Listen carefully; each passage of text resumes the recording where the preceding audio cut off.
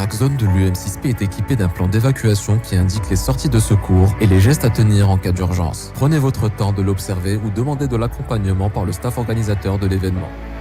En cas d'écoute d'alarme, prendre du temps,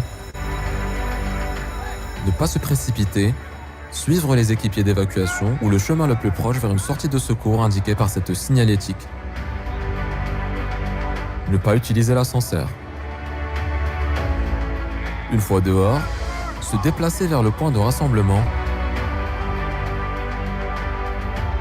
pour confirmer votre sécurité au responsable d'évacuation et ne pas quitter le point de rassemblement qu'après autorisation. Si vous êtes le premier à notifier une situation d'urgence au sein des lieux de l'événement, vous devez activer le système d'alarme en poussant sur les déclencheurs manuels. Nos équipes sont à votre disposition et vous souhaitent un excellent événement.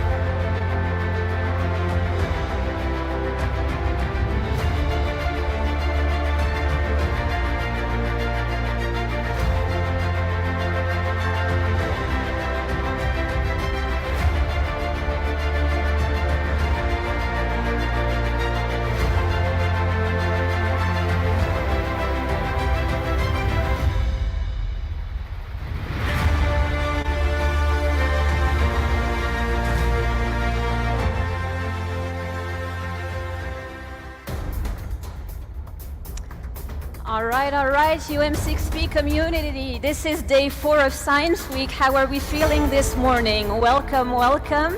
It is so good to see you. We're finally seeing the true lovers of science here with us in the room. If you're watching us on YouTube, welcome to you as well. We love reading your comments. We love seeing you interact with us on LinkedIn as well. If this is your first day here at Science Week, I'm sorry to say you missed on so much content. But the good news is we have all the streaming available for you on YouTube, so you could definitely go and binge watch like you would do on Netflix, all that has happened since Monday, because we do not like to leave anyone behind. So it is fantastic to see you. Thank you again for interacting so much on social media. We love seeing the excitement. Again, this week has been designed for you to have the opportunity to interact with amazing speakers. Really, we have been privileged to have an incredible lineup of speakers for us, sharing their expertise and experience, and we love that you make the most out of it. So we had like a quick run through what happened for you if you have just joined us. We had the privilege to hear from Daniel Dennett on mind transition. That was our kickoff. You know, we had Raphaël Liogier, Professor Raphaël Liogier, chair of the transitions here at UM6P, set the stage for us. Then we started with mind transition, because we could have all the solutions and the technical solutions. If our minds are not ready to help us and support us go through those transitions, then nothing will happen. Then we moved on to material transition. We talked about crystal engineering, and we also had an incredible talk by Avi Loeb, with his bold statement and imagining extraterrestrial transition. We also talked about social transitions yesterday, which was really interesting, and we heard about all these field studies happening on the ground in Bolivia and other regions in the world, and we really took that into the whole session on game theory, which was also offered to us the whole afternoon and the morning, and that was really interesting. We talked about digital transitions and the concept of identity, and we really went into all those questions about the borders between the virtual and our real life. So that really sparked conversation amongst us all, and we were really privileged to hear some really insightful thoughts on that. So we are learning a lot, but we are also expanding our senses. Yesterday evening we had an exceptional recital which happened on the other side of the campus with Monsieur Geoffroy Couteau, who is one of the best interpreters of Brahms. So that was really a beautiful way for us to end the day. And we had an interactive session with him. So he was playing his music and explaining to us how he was doing it all, and you know, the meaning behind each one of it. So it was sort of a transition of senses and transition of emotions. So as you see, we're really navigating between our left brain and our right brain, and this what makes this experience really special. So today is another great day to be alive, my friends. I hope you're all excited. If you're watching this on YouTube, again, come on here. I know that a lot of you are opting to follow this whole content on YouTube, but we'd love to have you here in the room, because you know the energy is different and we get to interact. So please come on in and join us here.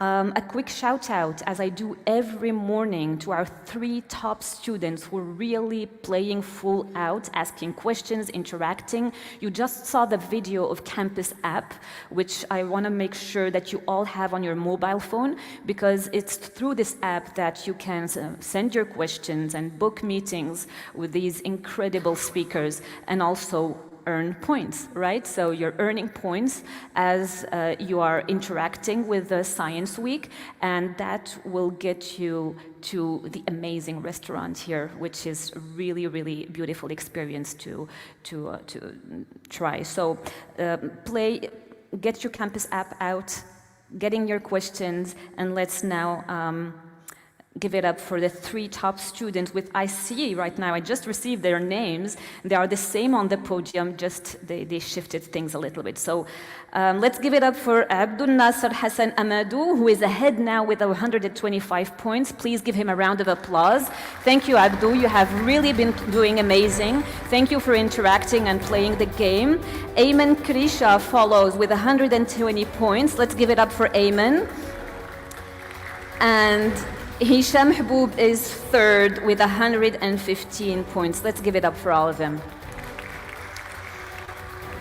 All right, so our journey this morning begins with Imagine Transitions. That's the name of our session right now, where we will invite you to open your minds and explore new possibilities.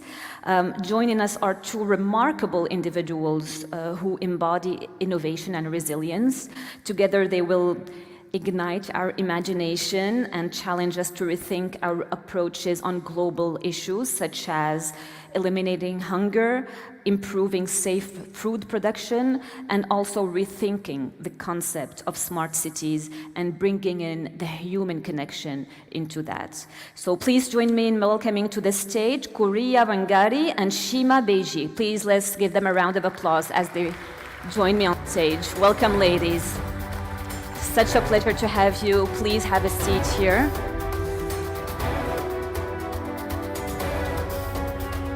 Thank you so much for joining us today. Good morning to you both. We will hear first from you both. You'll have each around 15 minutes for your talk, and then we'll open up to the audience for some questions. And I'll start with you, Kuria, as you're taking place behind the lecture, and I'll do a quick introduction and then I'll hand it over to you. So Kuria Wangari is the Chief Executive Officer for Farmer on Fire Global Consultancy, seeking to eliminate hunger and improve safe food production. Kuria is an agripreneur with a rich background as a farmer, aggregator, and an expert on the value chain. She is renowned as one of the pioneers of making agriculture appealing by creating captivating videos on farming and challenging many online to engage and act. And she's at the front line in partnership with global partners with a focus on small-scale farmers to reduce barriers for youth and women entry into the agribusiness. Kuria, we look forward to your talk. Thank you. Thank you so much. Are you having a great morning? Thank you for that. So I'm going to start on the topic of today, which is transitions around gender and rural agriculture in Africa. The first challenge that we find in the first photo is a picture of a long line of students, graduated students who are looking for job opportunities in Africa. We see that 30% employment rate currently, and the advert said that we're looking for a graduate who has work experience. So it is sad to see that they showed up in such huge numbers. They are qualified, yet the job market is very limited. And for us is to tackle this challenge by thinking outside the box. What is the problem? Why aren't they going to certain industries like agriculture? On the second photo, we see a lady who portrays farming in agriculture, which is part of our activism to talk to organizations to make sure that their websites are not representing agriculture in a dull way, by incorporating and changing mindsets around agriculture in the way we do it. So we all have to be responsible because there are young people out there who don't want to go into this kind of farming, yet we need some food. So our organization, it's female-led that focuses on females in the food production system. They are able to still do their domestic work and utilize their backyards. In Africa, we find there is small-scale farming, and we are told for us to experience profits and economic empowerment, we need hectares and hectares of land, yet that is not our reality. So it's about working with what we have, which is limited spaces where we need to grow our food. 80% of the food grown in Africa comes from those spaces. So how can we increase the efficiency? And by demonstrating intensive training. So we have a farm in Nairobi. We also visit Tanzania, Rwanda, and Uganda, East African countries and any other countries to grow and show them how they can efficiently utilize the resources that we have. In Africa, we have young blood, we have a lot of arable land, we have all year round weather. So we are thinking, how can we be more productive and to like this, bring dignity into agriculture. So this is our slogan, we slay for the soil. We are very intentional in creating a positive appeal towards agriculture so that we can reduce the poverty and increase our food security. We have also utilized technology to beat the challenges that we have. So our second challenge is on climate change, where we find there is erratic weather, unpredictable climate patterns, pests that have come up out of nowhere because of increased temperatures. Things like fall armyworm, locusts are affecting our lands and affecting our yields, and we are thinking around those concepts. The other one is obviously rainfall, which is water shortage. And yesterday I was in a conversation and someone was thinking, can we start reimagining and transitioning to a world where maybe there is no rain? What would we think about? How would we reimagine that world? How would we produce food? If we were in Mars and there is no rain, how would we be food secure? So these are some of the conversations we're also picking up on Science Week. Thank you to the organizers for thinking of stakeholders like us. Farmers are rarely in the room, and it's good to make sure that everyone is in the room so that we can progress well. So we have our concept of African resilient villages. These are concepts that kind of have mixed agricultural concepts that can be able to have interrelated sectors that are organic and are helping each other towards being climate resilient, facing the health issues that are happening to human beings. Our soils are depleted, our waters are not as they were, and this the concept of trying to empower farmers and train them on how to transition to the new way of farming. This is our farm where we hold our trainings, and we have over 1,200 farmers that we work with directly, and we support them. The difference with our organization is that we are there all year round. It's not an initiative or a project. It's that they can keep coming back to refresh that knowledge, to advance on other new projects that keep coming up, because we are a hub that allows for growth and new concepts and trying out things. So we focus on majorly mushroom farming, BSFL, that's black soldier fly, where we feed worms to animals to increase productivity. We also have chicken farming. We encourage a lot of agri-tech to monitor and use technology to monitor our farming, dragon fruits, greenhouses, irrigation, to showcase that we can still produce food despite the challenges. So an example of one of the projects on lowering the cost of farming is using black soldier fly. These are the worms. Aquaponics, that's the azolla, you can see me harvesting over there. And hydroponics, this is using grain to feed the animals. We realized that a lot of farmers were walking away from livestock keeping because of the high cost of feeds. And these are some of the concepts that we have strategized around this challenge. We are also interested in lowering our carbon emission. We find that a lot of people, especially in the urban areas, just throw away their garbage and it goes into trucks and ends up in a landfill, which is very irresponsible. And for us, it's thinking about how can we collect that waste separate it into agricultural waste, and use it to grow the worms, as you can see in our farm. We did our research. It's very localized, so kindly be more forgiving. It's not as, we try to be a little bit of science, citizen science, in terms of the little statistics that we have been exposed to. And we realized that with feeding these worms that we were producing from waste, which is around 15 shillings,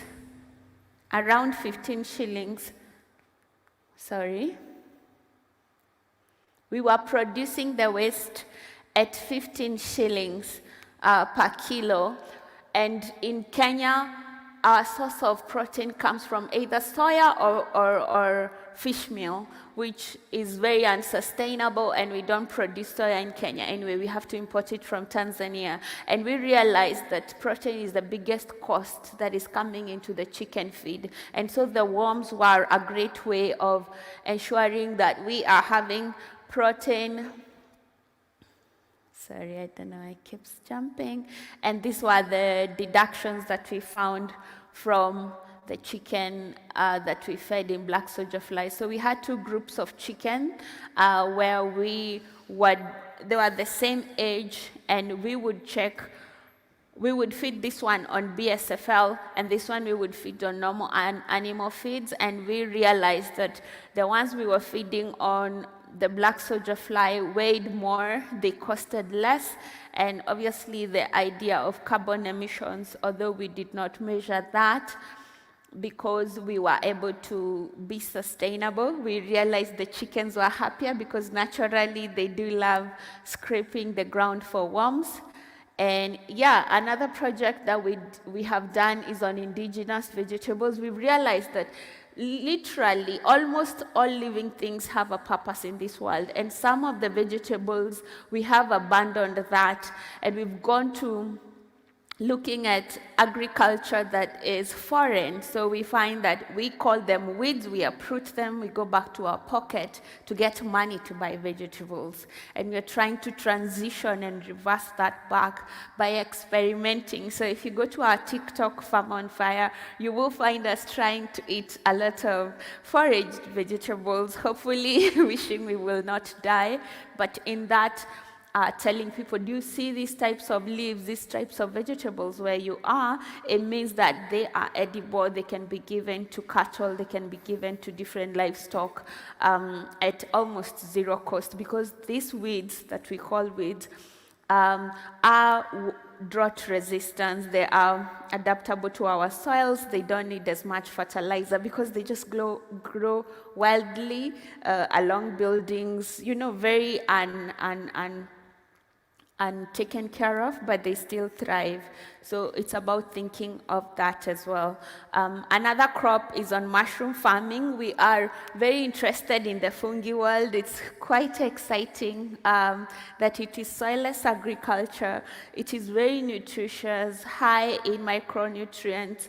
And this is why we won the Global Citizen Prize, because we live in Kajiado, which is a bit arid part of Kenya, and we realized that our neighbors, their cows were dying because this community is dependent on cows only.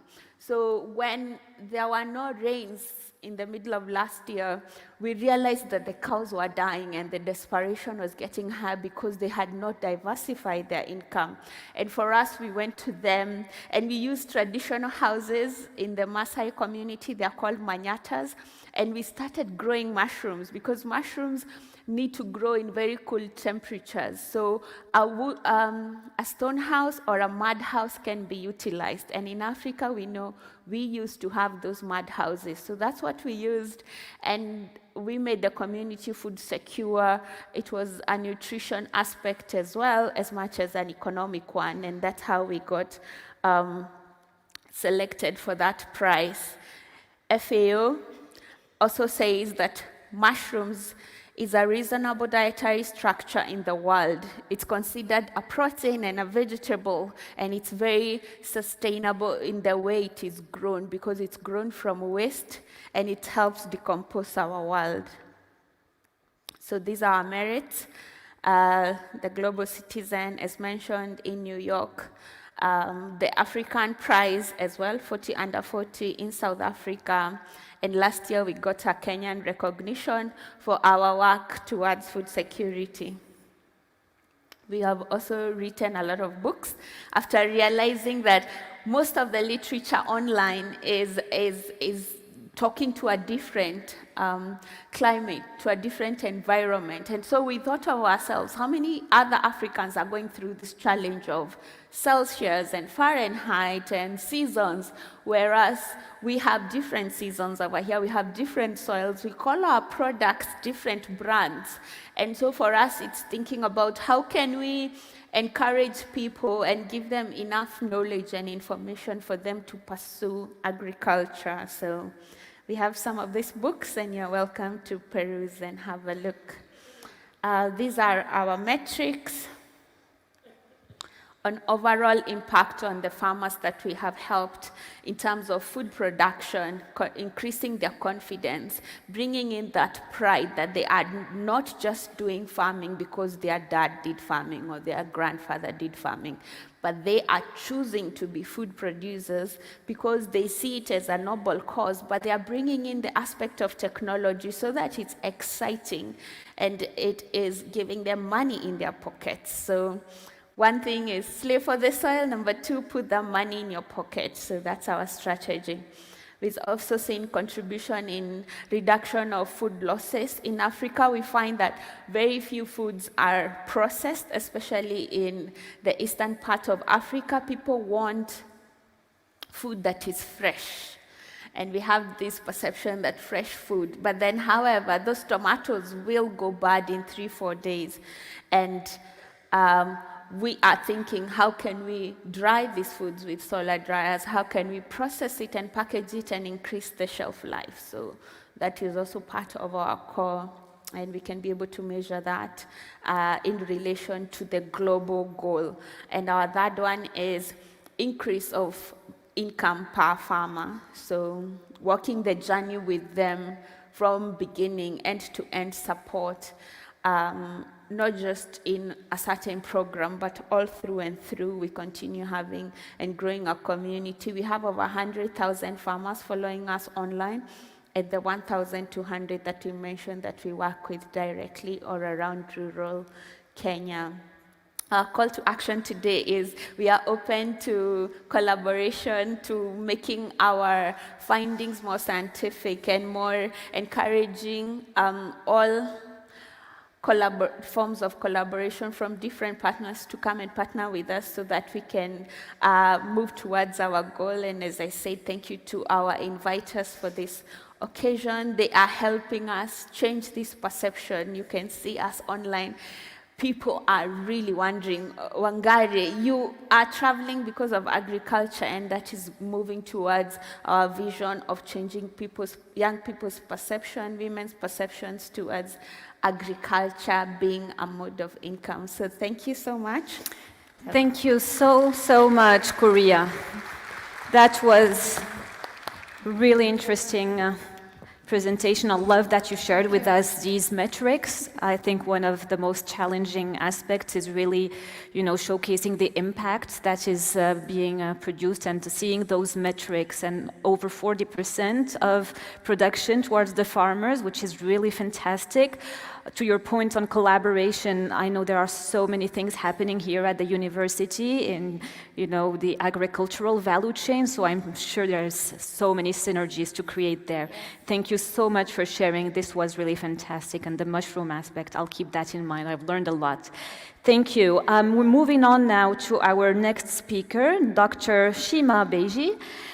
She is a resilience scientist, smart city consultant, yoga teacher, and consciousness coach, which I love learning about. She's the founder of Mindfulness Engineering, an international resilience sustainability engineering and design house based in Brussels, in Belgium. She is the author of the book Mindful Smart Cities, Rethinking Smart Cities with Mindfulness Engineering, and she makes the case that what really makes a city smart is the degree and and quality of human connections and social cohesion that individuals can feel. We look forward to your talk as well. Thank you.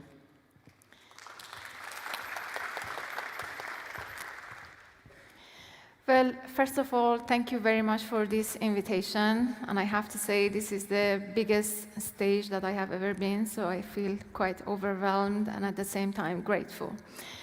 This morning, I was going through my slides and I was thinking, how should I basically describe what I'm going to talk about? And I thought maybe the best slide to start my journey and the journey with you would be going to the last slide, which is the message I want to leave you with. That I think what is missing from the current technological narrative isn't necessarily the next big AI or next Internet of Things or next technology, but actually is the courage to understand the ultimate transition and transformation is actually coming from ourselves, just really looking into ourselves and transforming. I think I have to go just maybe, okay. Having the courage to look into ourselves and really daring to be a part of the solution we are all here that are looking for. So I believe that the process of building a smart city is an internal work. And what I call awakened individuals, and I hope that some of you will be aspiring to be those kinds of individuals, are really the missing component of the puzzle of making cities smart and ultimately making a smart world. And before going to the first slide and starting the presentation, I want to also give you a background story about mindfulness. So I left Iran around 17 years ago at the age of, I think, 22. I'm 41 years old now. And the 2 weeks before I leave the country, a friend of mine handed me a book called Tao Te Ching. Tao Te Ching is a Chinese philosophy book, a 400th century book by a sage, Chinese sage, that is called Lao Tzu. At the time, I was deeply interested and invested in personal transformation and change of consciousness. So when I opened the book, I encountered two specific phrases that I think they stayed with me up to this point. And I want to talk about those phrases and leave you those specific phrases. One of them is that put everything in order and then keep silence. When I read this statement, it's very ironic, but I think it really is speaking to the, I think, the underlying harmony that we need to bring into the chaos of the world and hopefully introduce a different kind, experience different kind of experience.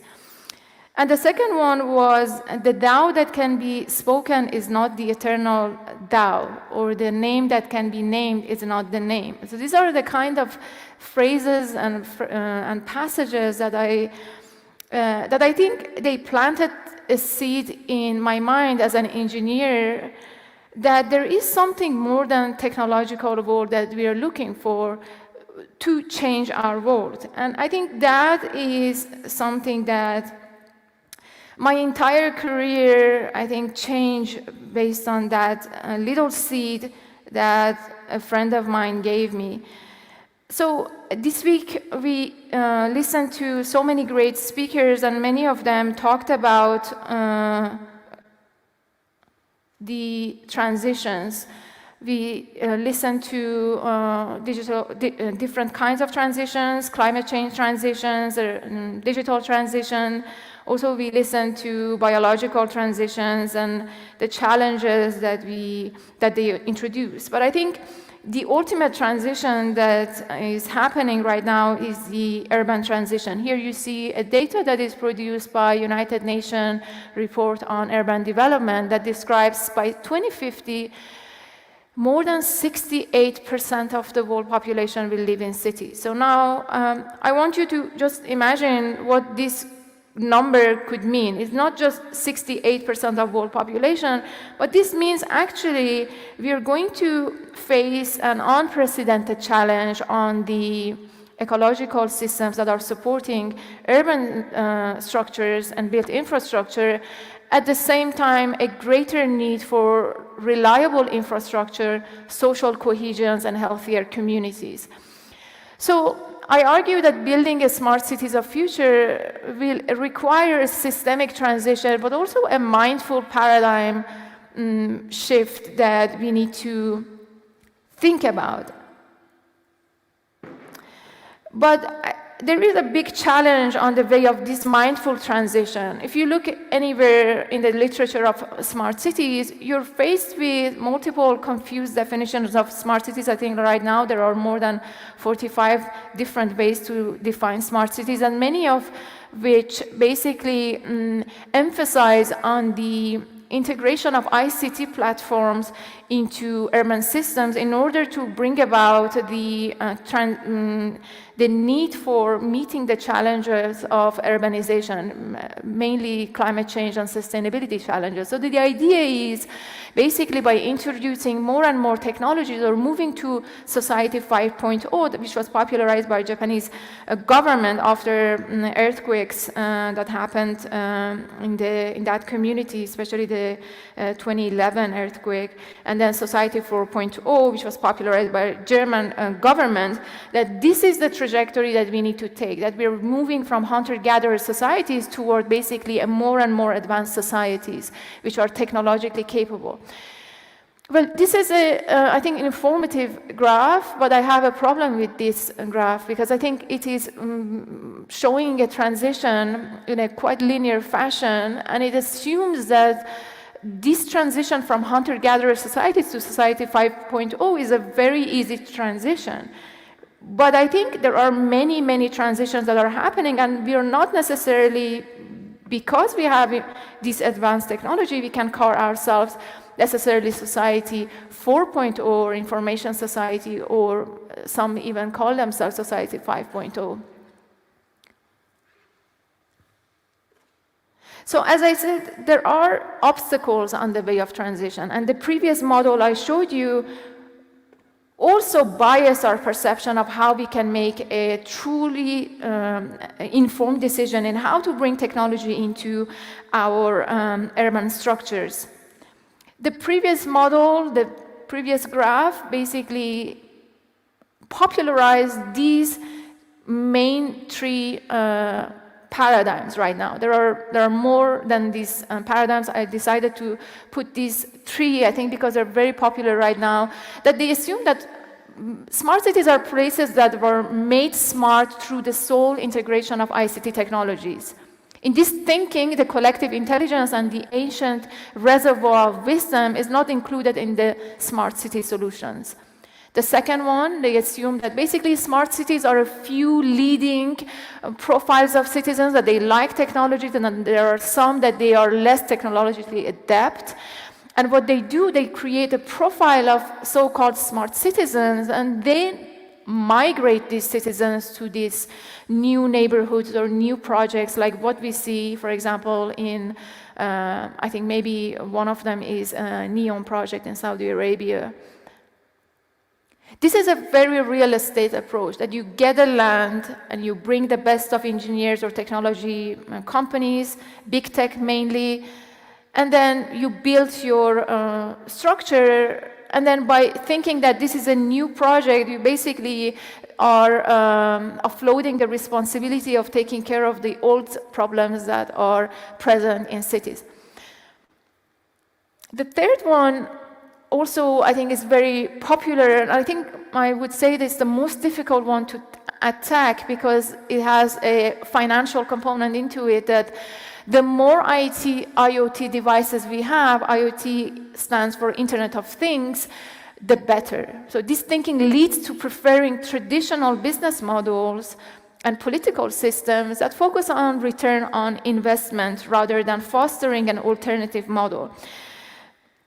We know cities that are basically a place where it's not just the built infrastructure, but we see also a lot of political activities, and all the political life of cities represent or manifest in cities. So mayors of these cities or people who have a say in political systems, if they are faced with developers who offer a better financial return on their investment and therefore their political popularities, they can also influence the trajectory of smart cities. So, as I mentioned, 68% of world population, more than that, is going to live in cities, and the current paradigm is linear, top-down, and mechanical.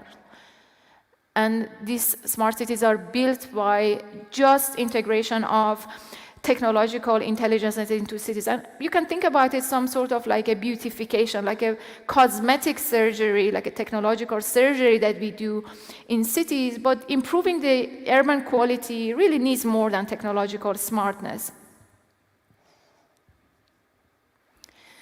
So we had that graph, so I deconstructed the Maslow hierarchy of needs. I hope that still is loyal to the original one. And I say, we are making the transition toward more technologically connected societies, but what is happening to those other needs, our safety needs, our love needs, our esteem, our sense of meaning, the way we make sense of the world? And ultimately, something that really is close to my heart and is basically the purpose of what I do my research for is the question of self-actualization. Why are we actually here, and how we can make better use of our time on Earth and live better lives, lead better lives.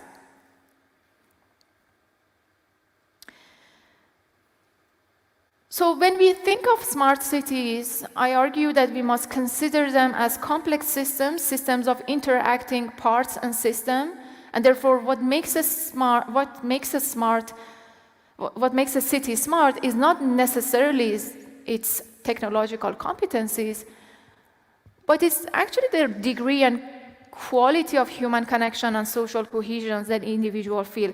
Now, a side note to that, with my colleague, Professor Frances Heyligen, we're working on a project of really identifying how this digitalization is impacting the emotional field. We call it technosocial dilemma.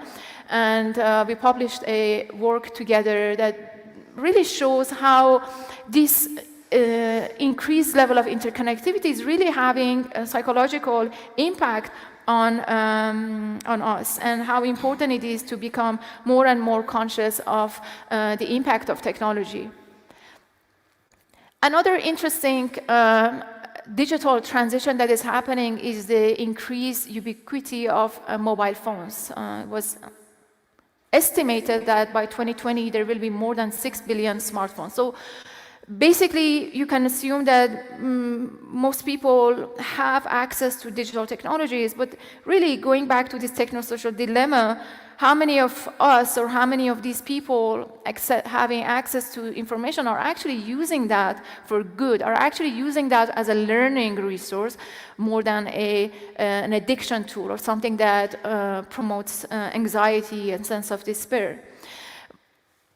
This was all background of what I saw when I looked at the smart city paradigm, and what was really made me think that instead of complaining, which is, I think, very popular these days, maybe I should do something else, something more mindful, and that is writing a book about it and working on that and providing an alternative method. And then I also realized that just complaining about the current paradigm and saying this paradigm is wrong is not actually the way forward. Like when you are having a problem, let's say you have a wrong mental model, you don't want to be told you're wrong. What you want to be told is actually be shown a way in a therapeutic way. So what I do in my book and in my work right now is really an urban therapy. I offer a therapy to the previous models to help really heal the cities and help them see the value of this rethinking, and hopefully bringing more mindfulness and resiliency into their way of processing and designing smart cities. These are the key, basically, principles that I promote in my book, that let's move from the concept of Internet of Things to Internet of People. Let's design I have put forward some design protocols and value proposition for non-ICT related elements. As I mentioned previously, one of the big challenges is that the more IoT we have, the better the city is, and that is also a financial return. What I'm hoping to achieve is actually providing a business model, an impact model for non-technical or abstract and implicit components such as love, compassion, empathy, kindness, and mindfulness. And really looking at technology as a way to increase our consciousness and help us to do self-actualization, and provide also skills, knowledge, and ideas and bottom-up strategies into a model that I will show you later, that how I see this model. The model, this transition, as I mentioned, I offer different, basically, different ways of addressing this challenge, one of which is providing a step-by-step journey into this process of transformation.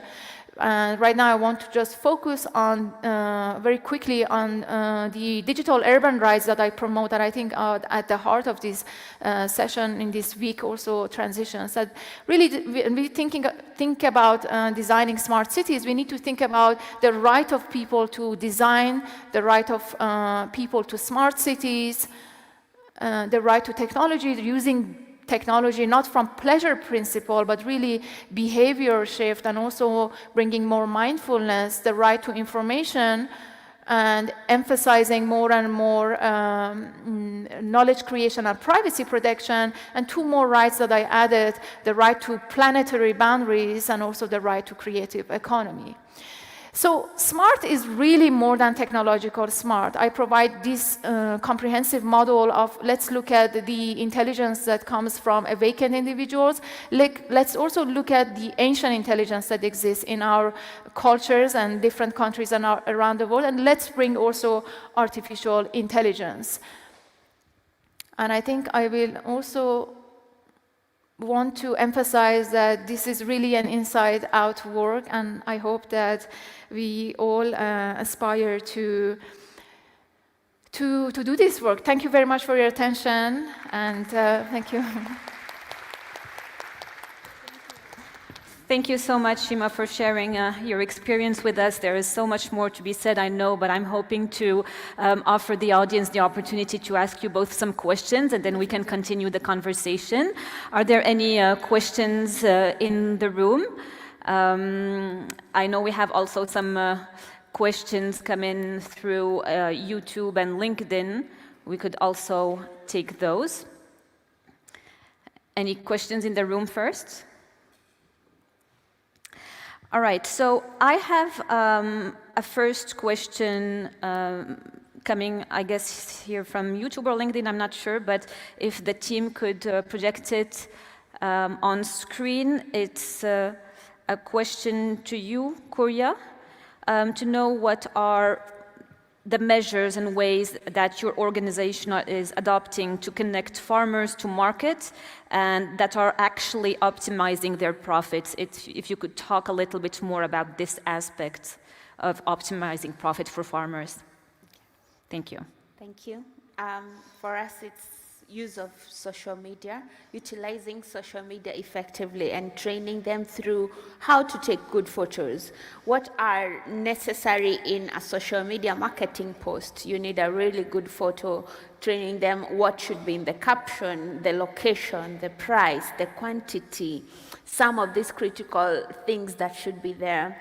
Another thing which we also have is an online marketplace. This is like a site, a web-designed site where farmers can come and trade and get rid of the middleman who usually exploits farmers. So they can be able to come and negotiate prices on their own online. In Kenya, we have a lot of connectivity, even in the rural areas. So it's just by empowering them. Did you know your phone can do more? Did you know your phone can help you in your agricultural pursuit of getting better prices? Because when you talk to the consumer, they are saying, oh, the price of onion is very high. When you talk to the farmer, it's like there are no markets. So it's about bridging that gap using technology. And for us, it's social media and online marketplaces. Thank you so much. Thank you.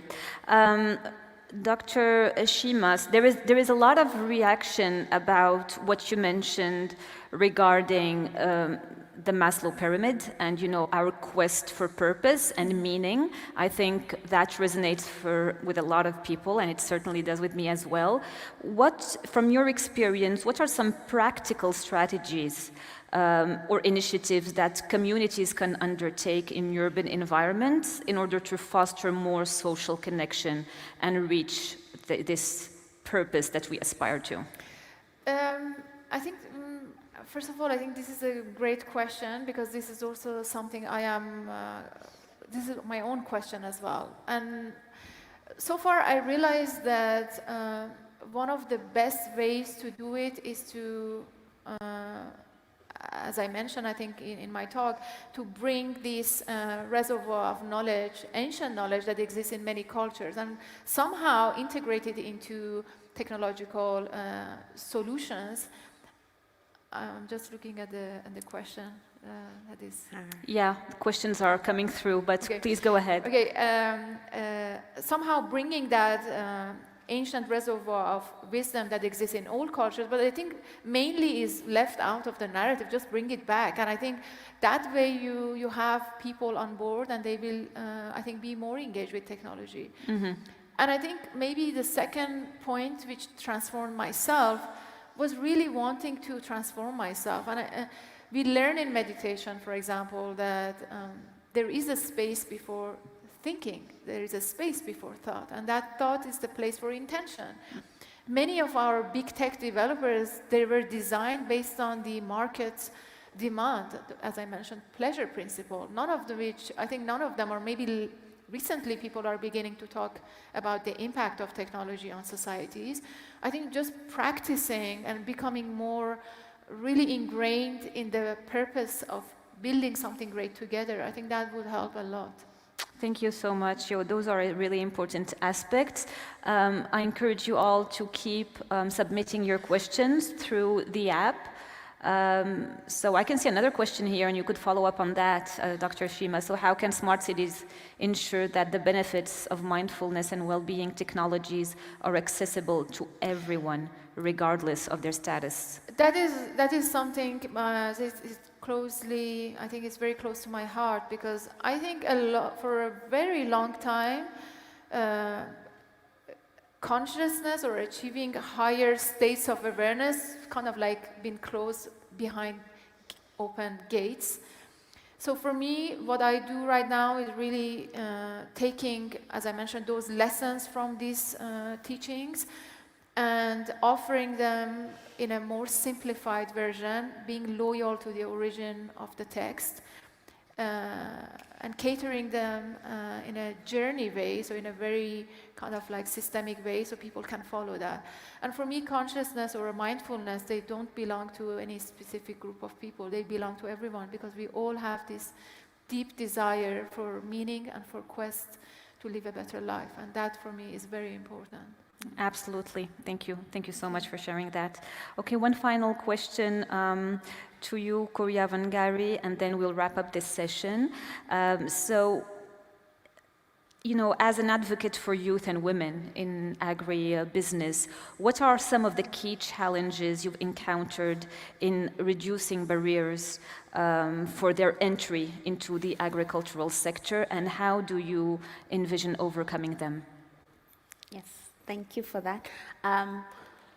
There are several challenges for women and youths, and that's why I chose that specific field, because I fit in it, especially when I was starting out. So for me, it's trying to see how are people even aware of these barriers? Because usually with social barriers, you find like maybe the patriarchal society is not aware, it's not seeing the significance, but then you remind them, this is 51% of our society is women. Wouldn't you want them to contribute to the gender, to the GDP of the country? You know, bringing up such questions. But my first one, obviously, when I was starting out, is the idea of I am not strong enough to dig or to fence or to do, you know, to pull a cow or a sheep.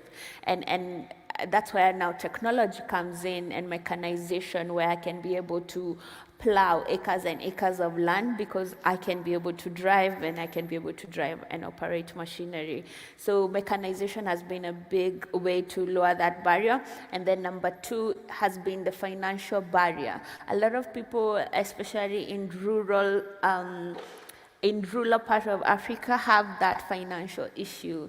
And for us, we just figured it was the issue of women are asked to contribute to the family in the name of we are creating the wealth of the family. However, the assets are registered to the man. And then when you go to a bank, you will not say, here is collateral. They'll be like, no, legally it should be in your name. And you know, your husband probably wasn't directly making decisions on how your farm runs because maybe they have other vocationals. So it's about having those conversations with the men and the women to demand more from the system and saying, I farmed, I produced, shouldn't have a stake in terms of even showing legally that I bought this tractor, I bought this pickup towards the farm. And for young people, it's a lot of funding is coming to Africa towards agriculture and food systems. How do you apply for those grants? How do you, it's even just teaching them government opportunities on agribusiness and just telling them the first thing, you write your name. Number two, you know, just working with them in the detail level. Thank you so much. Building capacity, educating, Yes. informing, that is exactly what you're doing here this morning. Thank you both so much. Let's give them a round of applause. Thank you so much. Thanks again. I invite you both to join the audience, please, and pursue the conversations with us. Next in the program, we will delve into the paradigm shifts in science, where we confront the ever-evolving nature of scientific thought. We are honored to host a panel of esteemed scholars whose groundbreaking work has reshaped our understanding of the world. I would like you please to join me in welcoming on stage Francis Heyligen, cybernetist and professor at the Free University of Brussels. Let's give him a round of applause. Mr. Carlos Gershenson, professor at SUNY, Bingham University. Gregory Chaitin, mathematician and resident at the IIS UM6P, and Professor Daniel Dennett, philosopher, as they are making their way to the stage. Welcome to all of you. Please take your seats. We'll take a little bit, some time to make sure that the setting is comfortable for everyone. I will probably start introducing our esteemed guests, and we really want to take some time to have Professor Daniel Dennett join us on stage. Francis Heyligen, you're a Belgian cyberneticist. Am I pronouncing that correctly? Cyberneticist, thank you. investigating the emergence and evolution of intelligent organization. You presently work as a research professor, and he directs the Transdisciplinary Center Leo Apostel and the research group on evolution, complexity, and cognition. He is best known, ladies and gentlemen, for his work on the Principia Cybernetica project, his model of the internet as a global brain, and his contributions to the theories of memetics and self-organization. Let's please welcome Francis to the lectern as he's starting his presentation. Thank you all so much. So what we'll do is we will first hear from each of our speakers. We will take 10 to 15 minutes presentation, and we will open up the floor for questions. All right, I guess we're all set. Thank you all so much again for being with us, and the floor is yours, Dr. Francis. So my talk is entitled The Meta-System Transition Towards a Global Brain. And so the word transition is in there, but now we're speaking about a more specific concept, a meta-system. So let me start by first saying, what is a transition? A transition, generally, we can say it's the emergence of a qualitatively new type of organization. That means you have a system which changes from one way of operating to a different way of operating. And what typically you see during the transition is that you have a change that's going on, which first accelerates when the system is undergoing the transition, and then it kind of slows down and settles in a new state. So that is very general. If we look more specifically in different sciences, we see that in physics we have the well-known phase transitions. For example, if you heat a liquid after a certain moment, it will start to boil and it will turn into a gas. If you heat a solid, after a while it will start to melt and turn into a liquid. These are the transitions between the different states of aggregation of matter. A bit more interesting for our purposes are the transitions in biology, which are known as major evolutionary transitions. Well, the most important one, we might say, is the origin of life itself. You start with molecules that undergo chemical reactions, and at some stage they develop something that becomes self-maintaining, self-producing, self-reproducing. At the next stage, those self-reproducing chemical networks turn into simple cells, so-called prokaryotes. At the next level, you get the complex cells called eukaryotes. Those cells then can aggregate into multicellular organisms, and sometimes multicellular organisms can turn into what is called a superorganism, such as a beehive. A beehive is actually considered by biologists as a superorganism consisting of individual bees. Now, the thing I'm interested in is the cybernetics approach. And now maybe briefly say what is cybernetics. Cybernetics is the science of information, communication, and control. It's the science of how systems steer towards their goal, how they use information to achieve their goals. Now, in cybernetics, there is the concept of a meta-system transition. But first, I will briefly speak about the major evolutionary transitions in biology, because they are kind of precursors of these meta-system transitions. So we see that we start with individual molecules, which then may form simple cells form complex cells, single cells form multicellular organisms.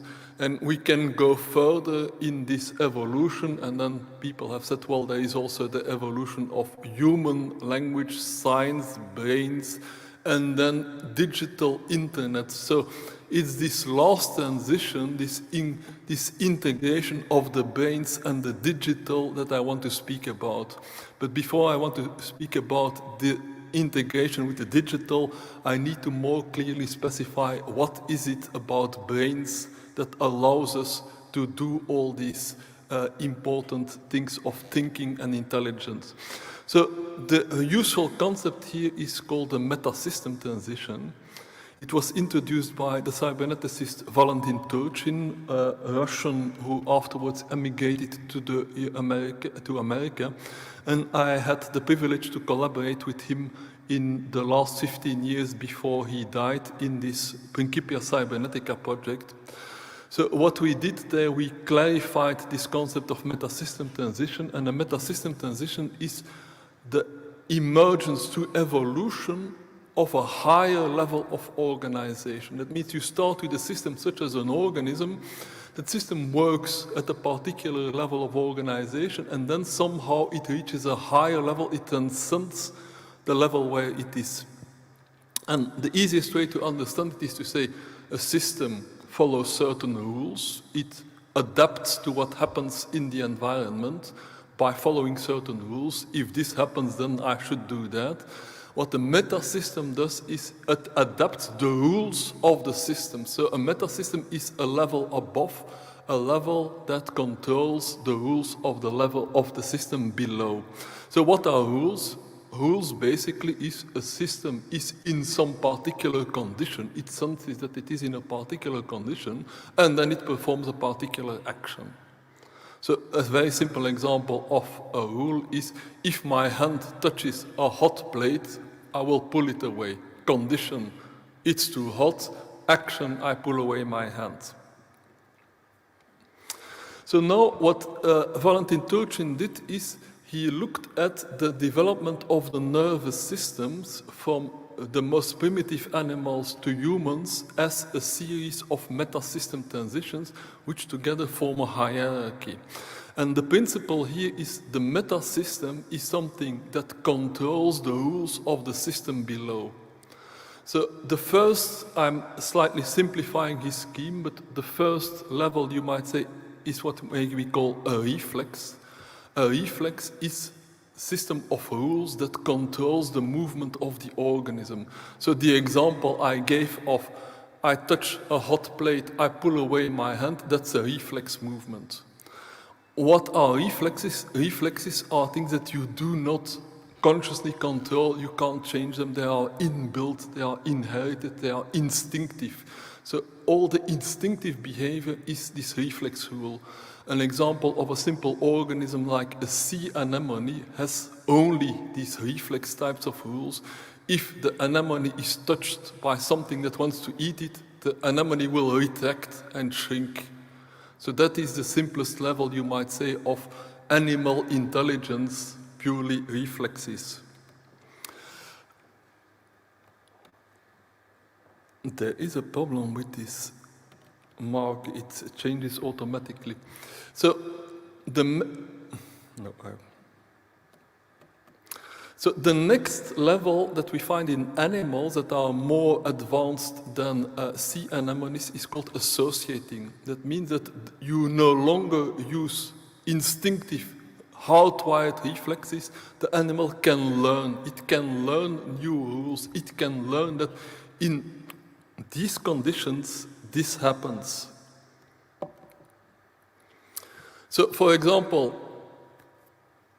if I have never encountered a wasp, I may not be particularly afraid of that wasp, and if maybe I touch the wasp and the wasp stings me, I learn to associate wasps with the possibility of being stung.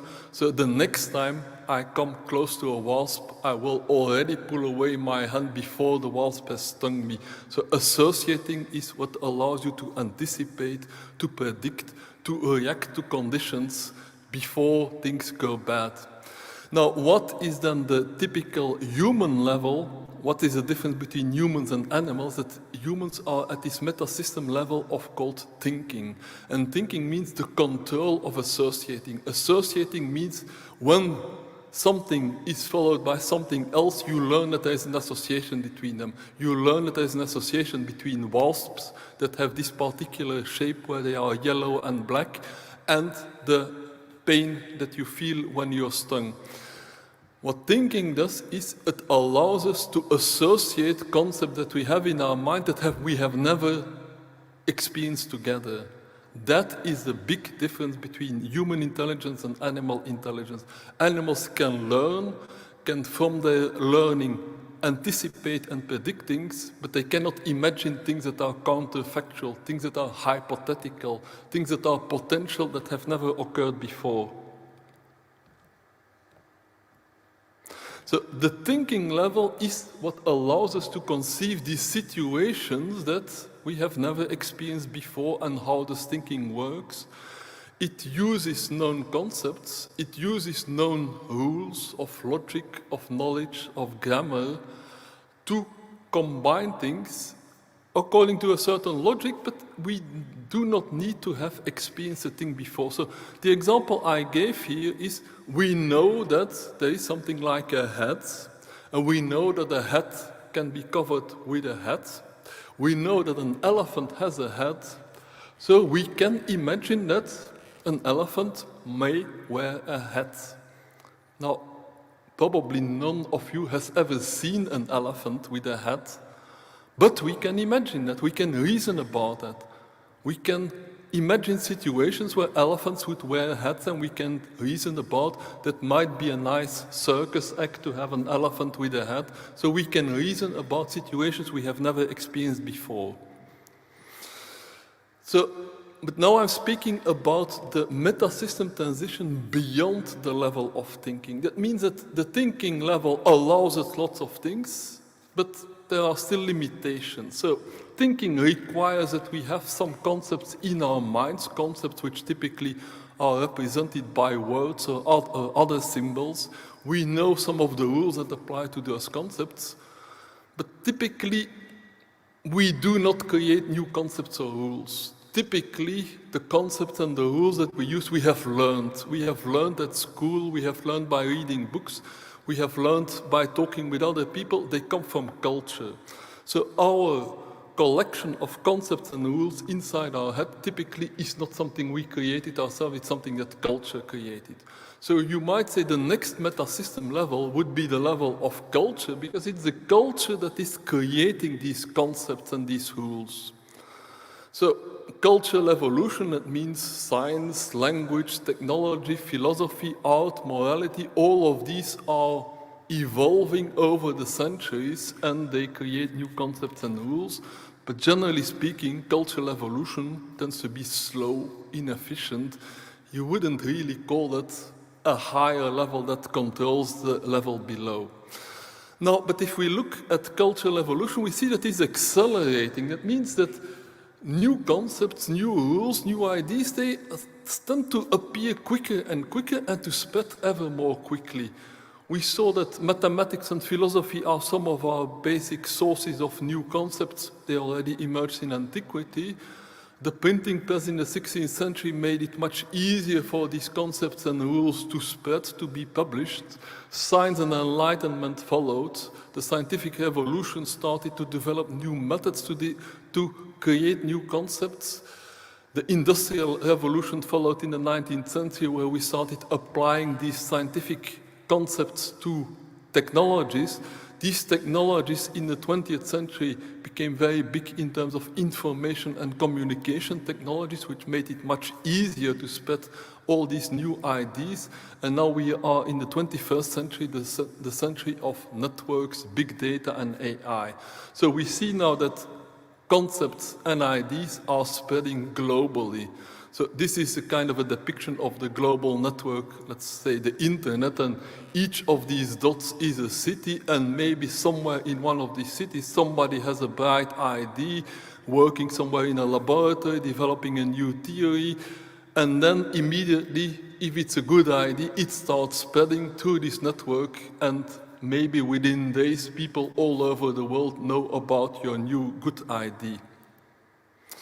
And now we come to a very interesting concept, the concept of the noosphere. The noosphere means in Greek the sphere, mind sphere.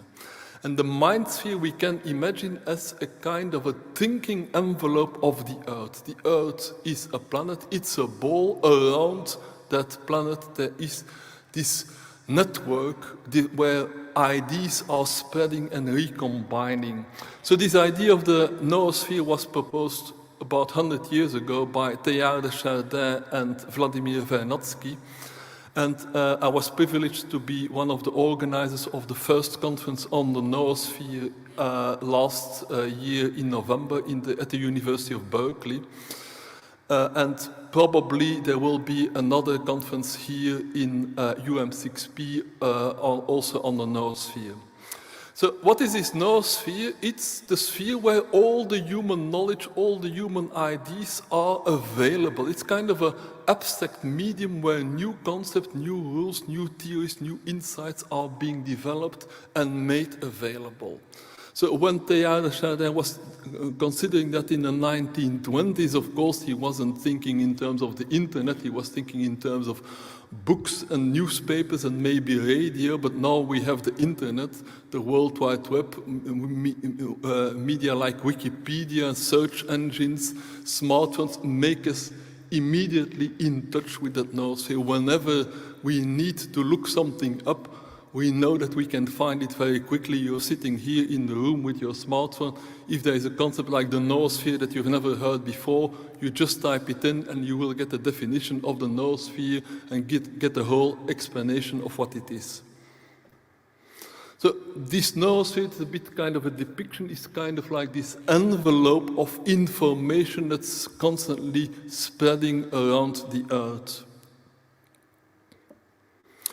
And what we see is the noosphere, it's becoming more and more intelligent. That means it incorporates ever more powerful technologies, it provides ever more knowledge, it helps us to solve ever more problems, it makes it ever more easy for different people in different parts of the world to collaborate, and in that sense it is boosting our collective intelligence.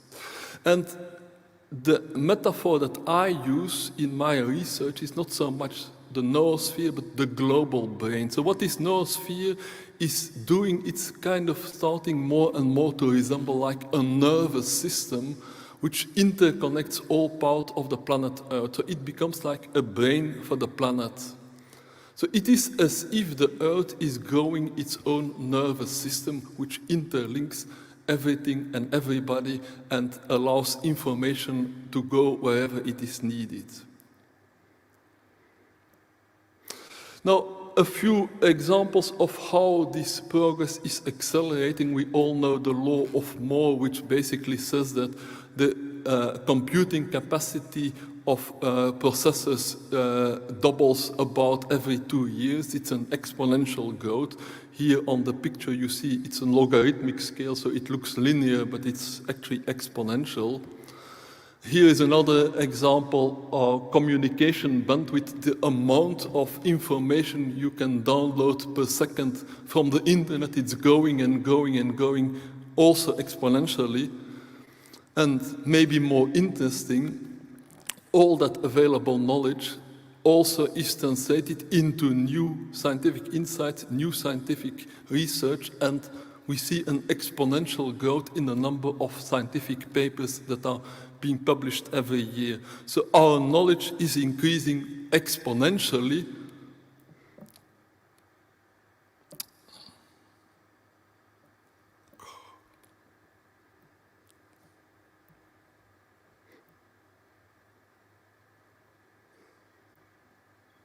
Okay.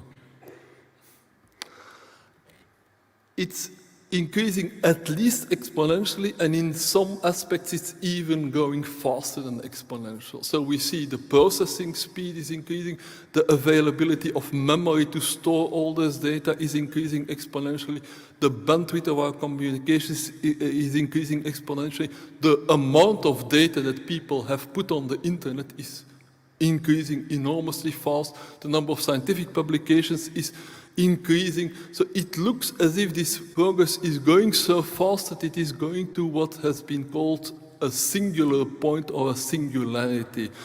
A singularity in mathematics is a place where your curve of growth becomes like infinitely fast, like an infinite speed of progress. Now, of course, it will never reach an infinite speed of progress, but we can imagine that something very drastic, a major transition is going to happen, and that is what I understand as the meta-system transition towards a higher level of intelligence.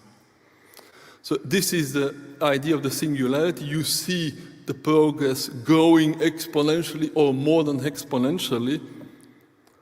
And at the point where it would have reached infinity, which of course it never can reach, that is the point that is called the singularity, and a number of people like Ray Kurzweil have suggested that that may be the year 2045, but I wouldn't put any number on it. I don't think it's that important. It will not happen on one particular moment. So a singularity in mathematics means that your curve reaches a point beyond which you cannot extrapolate. It means it looks like a continuous growth, and then something happens that is no longer continuous. It's a discontinuous change. It's the emergence, it's the difference from quantity to quality. Some new quality will emerge, but we cannot use our existing knowledge of what happened before to extrapolate what we will find beyond. So the big question is, what will happen after the singularity? So quite a number of authors have been using this concept of the technological singularity. Some of the best known ones are the science fiction author Werner Vinge and the computer scientist Ray Kurzweil. And they see it as artificial intelligence becoming so smart that it can amplify itself, and because of that it will become suddenly so smart that no human will ever be able to understand anymore what the AI is doing, which then seems to imply that humans will become subordinated to the AI, and depending on whether the AI is friendly or unfriendly, that may be a bit of an unpleasant position to be in. But my interpretation of the singularity is different. So I call it the noospheric interpretation. What I interpret the singularity as the emergence of this global brain. And this global brain is a collective intelligence, indeed much smarter than anything we can imagine up to now, but much smarter than both humans and smarter than AI, because that global brain would be a symbiosis, a synergy, a synthesis of humans and their technologies, including AI. So a small side note about the AI that has been most in the news recently, the so-called large language models, AI, LLM, such as ChatGPT and Bard. These are extremely useful systems in the sense that you can ask any question to it and it will give you a usually pretty accurate answer, not always accurate. If you have a problem, it can suggest various solutions to you. So it is an extremely useful thing that will help billions of people all over the world. Whatever problem they have, they can ask and they will probably get an answer that they can do something for. But people are afraid of this being artificial intelligence that is completely autonomous, that is different from people. But this is not artificial intelligence, I would say, but collective intelligence. What is this large language model? It's a neural network that has been trained by reading billions of pages of text. And these billions of pages of text, they were generated by humans, not by machines. And these LLM models are moreover constantly being trained by getting human feedback from the humans that interact with them. So you might say the intelligence that is inside those large language models like ChatGPT, it's not artificial, it is actually our collective intelligence of humanity. So my interpretation is that this large language model, it's a gateway or an interface to the noosphere. The noosphere is this sphere where all human knowledge is available. What ChatGPT does, it acts like a spokesperson for the noosphere. You ask a question to the noosphere and ChatGPT is your spokesperson. ChatGPT is not the noosphere, but ChatGPT has been trained on all the data available in the noosphere, and therefore it can give you the answer as if it was the noosphere that was speaking to you.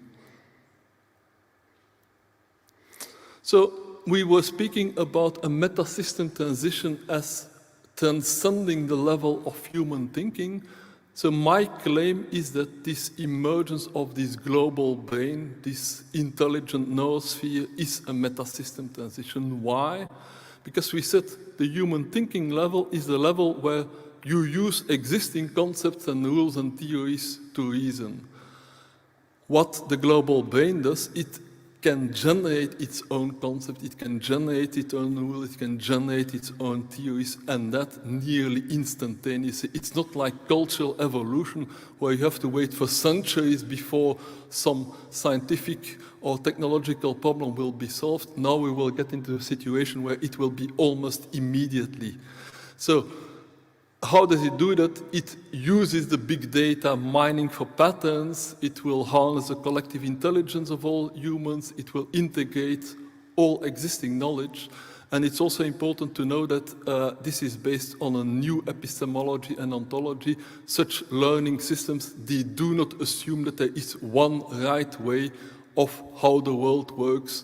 They assume that the world is complex, that the world is evolutionary, that the world is a network of relations, and it is through this complexity, these processes and these relations that it will constantly generate new knowledge, not by assuming that there is one true model of the world.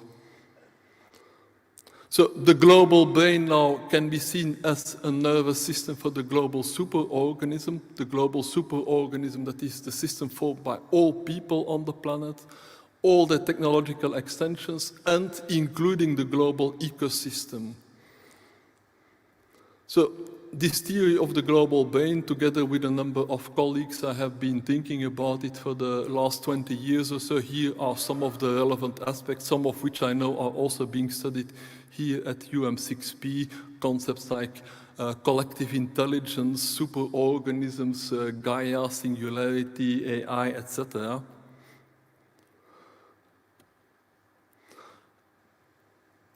I'll finish with the conclusion. So what I claim is that the acceleration of technological and scientific progress suggests that we are reaching a transition point, which I call a meta-system transition, and that the result of that transition will be a global brain. That means a collective system that integrates all humans, all the networks, all the AI, and even the ecosystem, because it will have sensors within the ecosystem.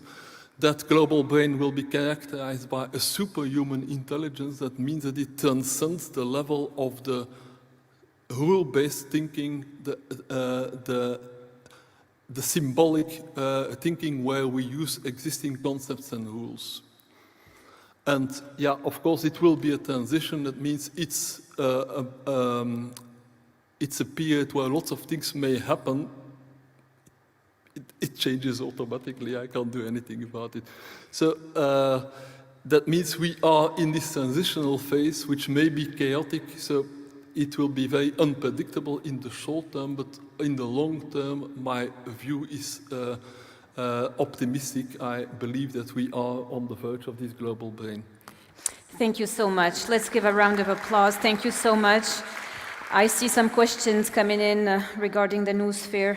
If we have enough time, we'll take them after we hear from our other esteemed speakers. Our next speaker is Carlos Gershenson. He's a full-time researcher and head of the Computer Science Department at the Institute of Applied Mathematics and Systems Research of the National Autonomous University of Mexico, where he leads the Self-Organizing Systems Lab. He is also an affiliated researcher and member of the board of directors at the Center for Complexity Sciences at UNAM. Let's give him a round of applause. Thank you. Thank you very much. It's a pleasure to be here. So I wanted to speak in very general terms about transitions in science. So Francis already mentioned about the phase transitions that we are familiar with. So in physics, we have transitions from liquids to gas or solids, and also there are phase transitions in fluids. So we have laminar flow and turbulent flow, also in traffic in cities.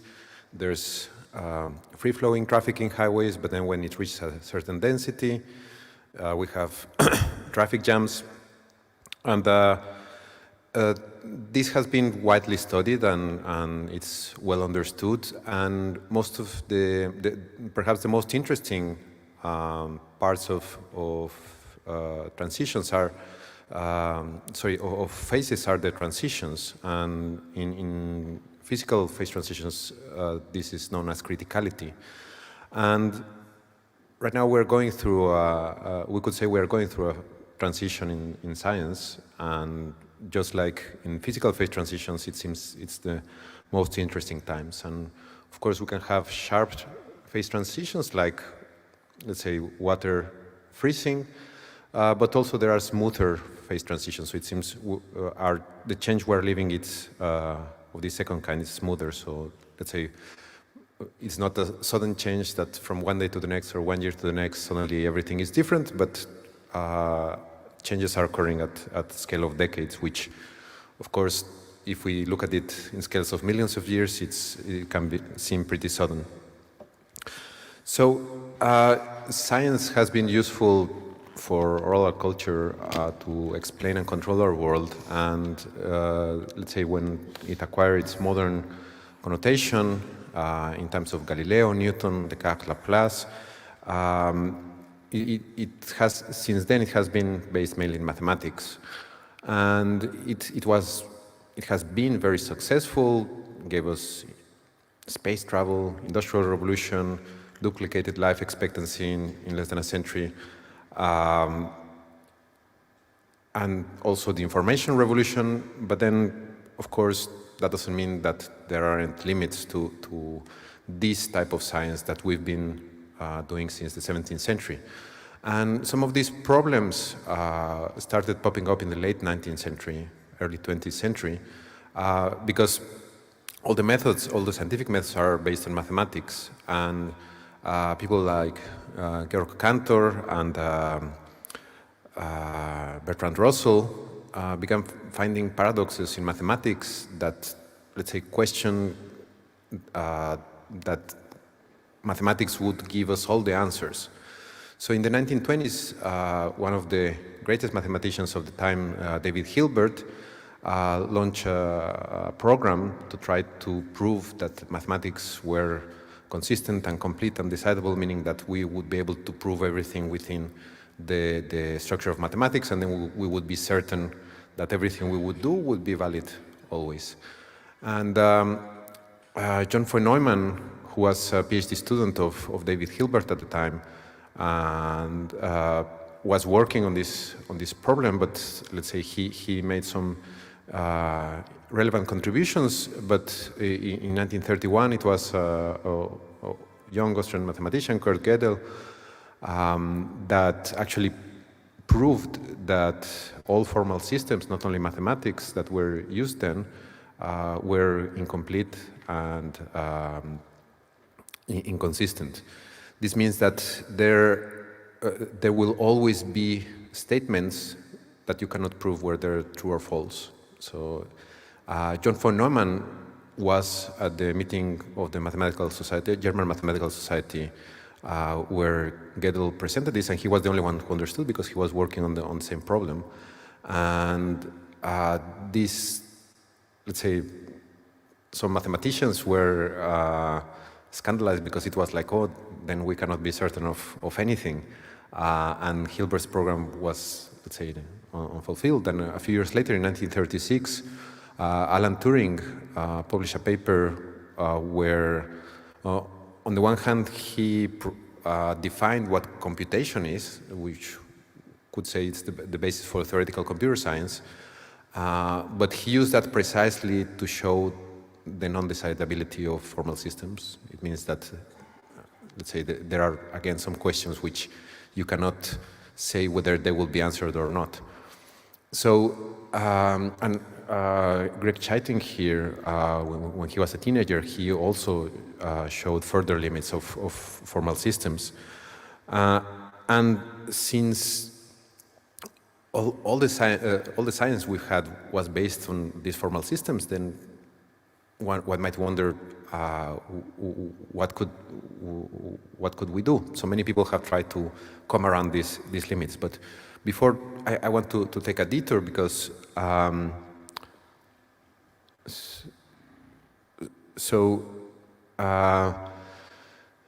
same for Neumann and same Turing set the basis for the development of digital computers.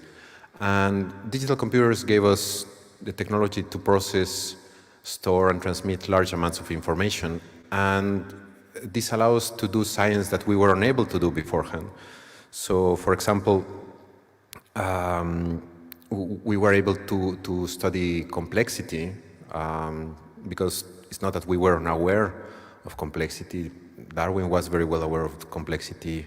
Ecology was very well aware of complexity, which is characterized by interactions. But to study complex systems, you need basically thousands or millions of variables. And if you have a blackboard, it doesn't matter how big it is, then you are limited, let's say, with our tiny brains and big blackboards, let's say maybe 2 or 3 variables. If we want 1,000 variables, we need computers. And it was only with computers that we were able to study complexity and phenomena like emergence and downward causation that, let's say, are now open questions because we are seeing that these come precisely with the limits of formal systems. Also, in the study of biology and evolution, computers have been useful because, let's say, we can model information and model the organization of living systems at an abstract scale. And also phenomena like open-ended evolution, meaning that there's an ever-increasing creativity in a search that, let's say, we can try to model with computers, but since computers are also based on formal systems, then they're also limited. And also many people have mentioned artificial intelligence. It was only when we had computers that we were able to try to mimic cognitive processes because they are basically information processing. And again, the limits of our computers, because they're based on formal systems, seem to affect the limits of artificial intelligence. Because, let's say, since we cannot change the rules of the system which we build upon, then, let's say, we are limited on all the phenomena that we can model, because in nature, we are not limited in this way. So,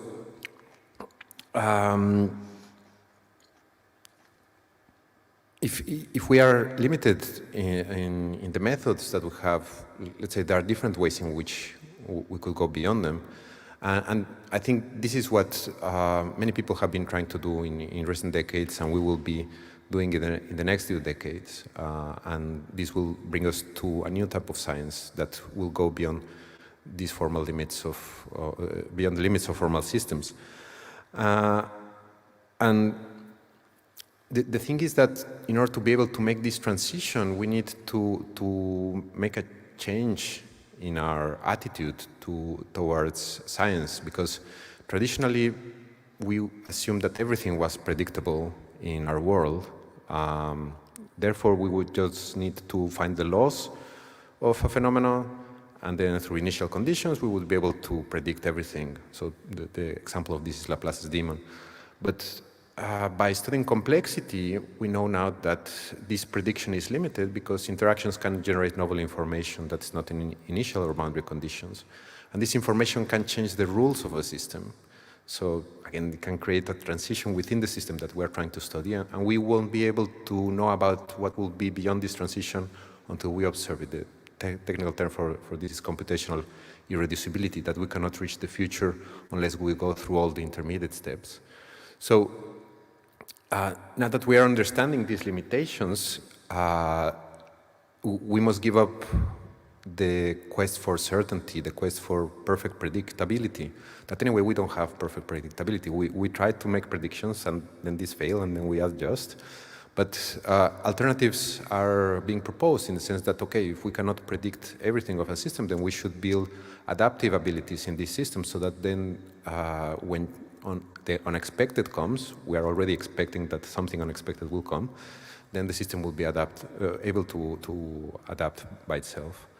And I mean, there are open questions in the sense that, of course, I'm presenting the problems, not the solutions, but some things that could be explored would be to combine different types of axioms so that we would be able to take advantage of all the benefits that we have from formal systems, because of course it's not that we should throw everything away and start from scratch. We should try to keep what's working, but then to detect its limits, and then when these limits are reached, then we can switch and offer alternatives.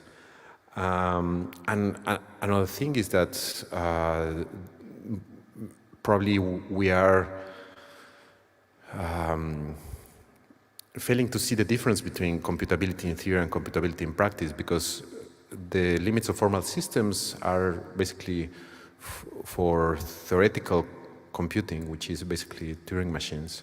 But in practice, we can compute some non-computable functions for Turing machines, and we cannot compute some functions that are computable in theory. So maybe if we focus more on the practical side, then we will be able to understand all these phenomena that seem to go beyond our ability to model them, because we are stuck with formal systems. So if we don't allow our models of phenomena to change, to adapt, then we won't be able to model human intelligence, evolution, complexity in general. So I would like to invite you. I recently moved to Binghamton University. We have graduate programs in system science, so masters and PhDs. And if you're interested, you can contact me or the graduate program director, and check our website for more information. Thank you. Thank you very much, Carlos, for your talk. We'll take some questions later on. Our next speakers, ladies and gentlemen, is Gregory Jean Chaitin, who is a mathematician and computer scientist. He is renowned for his pioneering work in algorithmic information theory and mathematics. Chaitin's research extends into philosophy, where he explores topics such as metaphysics and philosophy of mathematics, advocating for the role of algorithmic information theory in solving biological and neurological problems. We look forward to your talk. Thank you.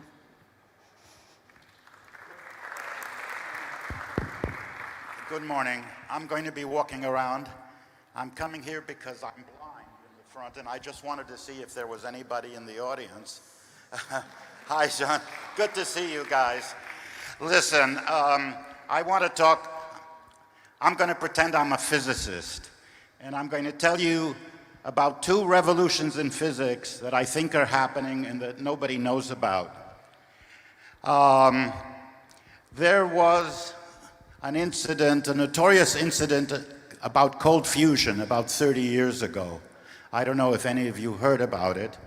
There were two wonderful scientists called Pons and Fleischmann, electrochemists, who were looking at palladium, which is a sponge for hydrogen, and they used it as a sponge for deuterium. And they noticed that the system sometimes, under conditions that weren't too clear, would emit a lot of heat. So much heat that it couldn't be chemical in origin, but had to be, they thought, nuclear. This was the infamous incident of cold fusion done electrochemically with palladium and deuterium. So what happened? Well, they were laughed to death. They had to resign their professorships. They fled the country. Everybody ridiculed them. They were only electrochemists. Physicists said it was obviously impossible. You couldn't be getting fusion of deuterium with deuterium in a solid. It would have to be in the center of the sun at 100 million degrees. And if there were actually fusion occurring, Pons and Fleischmann would have been killed by the radiation. Okay, so they were ridiculed. Now, I have some interesting news for you. This was 30 years ago, and in Japan, a small country far away, there's a powerful industrial organization called Mitsubishi. And Mitsubishi, like any good industrial organization, has research laboratories. And they thought that this interesting phenomenon of anomalous heat coming from deuterium populating palladium should be investigated. And for 30 years, they have investigated this phenomenon, and they are now ready to launch commercial products. An industrial boiler is promised for next year in Japan. Now, how do they do it? What they do is, first of all, they don't call it cold fusion because you have to rebrand, right? That people will laugh you to death. So they have hidden what they are doing. They call it quantum hydrogen energy, quantum QHE, quantum hydrogen energy. And some people have suggested a better name would be to call it solid state fusion. Okay, so what they use is they don't use palladium, which is too expensive. They use nickel. And they don't use deuterium, which is heavy hydrogen. They just use ordinary hydrogen. And they have nanolayers of copper and nickel in a nickel matrix. And it's not quite at room temperature. It's something like, I don't know, 500 or 800 degrees. And this is a desktop device which produces so much heat that it can't be chemical in origin. They are saying that the hydrogen in a glass of water can heat a house for 6 months with their device. So, so the moral of the story is, if you have an experiment which is giving anomalous results, you shouldn't just say, oh, this is impossible, it contradicts well-known theory. One should take a look. Maybe nature is trying to tell you something. Nature has more imagination than we do. Just this morning, I was talking about this to someone here, a distinguished person whose name I won't mention, and he said, yes, we did the calculations, it's obviously impossible. Can't be. Okay, well, the Japanese have no oil companies. Their nuclear reactor disaster convinced them they needed a new energy source.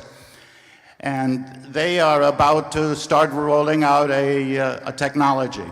So if you want to take a look at this, you can Google Clean Planet, Japan. I think you'll get their website.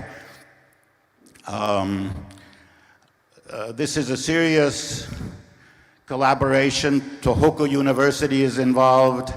Mitsubishi is involved. Miura, which is the big Japanese boiler manufacturer, is involved. If you look, for example, at the, the Board of Advisors of Clean Planet, one of the people there is the former president of Tokyo University and the former head of Mitsubishi Research Labs. So this is supported at the highest levels in Japan, and strangely enough, outside of Japan, people don't seem to know that this is happening. And I commend the Japanese for doing good science. So there'll be a little more about this maybe if there's time tomorrow, although I suspect that Randall Mills will use all the time tomorrow, and I won't be able to talk about the Japanese cold fusion effort tomorrow, so I'm talking today.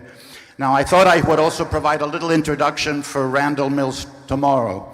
Randall Mills may possibly be the greatest living physicist, except that nobody knows that. There are a number of phenomena that are very obvious and that our current physics cannot explain. One of them is the dark matter. Something like 80–90% of all the matter in the universe doesn't seem to emit any light. We don't know what it is. It's only, the evidence for it is only gravitational. the dark matter. Another phenomenon is the fact that the solar corona is too damn hot. The solar surface is much cooler. Nobody knows where all that energy comes from in the solar corona.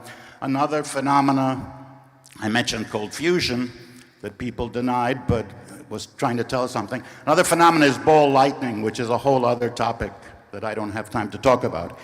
Anyway, Randall Mills, who's going to be speaking with us tomorrow, has a crazy theory which led him to something he calls the hydrino, which is a hydrogen atom where the electron is orbiting closer to the proton than conventional quantum theory allows. He calls them hydrinos. And he believes they're the dark matter. In other words, the dark matter would then be the most common element in the universe, which is hydrogen, which makes a lot of sense. It was right there all the time. And Randall Mills believes that it's the conversion of hydrogen to hydrinos in the solar corona that powers the solar corona. And he, in the lab, can create hydrinos. The reaction emits a lot of light. He's published, I don't know, something like 23 different experimental verifications of the existence of hydrinos in his lab. They're not supposed to exist according to current quantum mechanics, but the experimental evidence, I'm not an experimental physicist, but it looks pretty solid. Some of it has been published in reputable journals as refereed papers. And the interesting thing about this, besides the fact that it's a revolution scientifically, is the fact that when you take hydrogen and make it into hydrinos, which Randall Mills knows how to catalyze to do in his lab, it emits very intense light. And you can use this intense light to generate electricity by using what are called concentrator photovoltaic cells. So he is proposing this as a new technology. Now, this is not cold fusion, it is a possible new energy source. But if it is correct, and I suspect it just might be, it will be revolutionary scientifically as well as technologically. But the Japanese technology is more straightforward, it's simpler than the technology that Randall Mills is proposing. So the interesting thing about both of these projects is that most of the world of physics says they're impossible, they're ridiculous, and that the experiments, and they refuse to look at the experiments showing the existence of hydrinos or showing something like cold fusion, some kind of non-chemical reaction that eliminates too much energy to be a chemical reaction. So it's some kind of nuclear rearrangement is what the Japanese are saying. So I think the moral of the story is that it's very bad science to dismiss an experiment just because it contradicts current theory. In fact, those are the good experiments because we want to learn more. The experiments that verify what we already know are sort of uninteresting. If you want to find new science, you have to keep looking for anomalies, for experiments that don't make any sense, whose results seem impossible according to our current theoretical understanding. And that's where you have a chance to learn new physics. So my belief is that we are in the middle of a major transition. Most people don't seem to know that it's happening, but tomorrow, hopefully, Randall Mills will give a talk about his work and his new technology. And if I have more time after Randall Mills gives his pitch, I'll maybe say a little bit more about the Japanese solid-state fusion quantum hydrogen energy technology that they say they're going to start rolling out in quite soon. Thank you very much.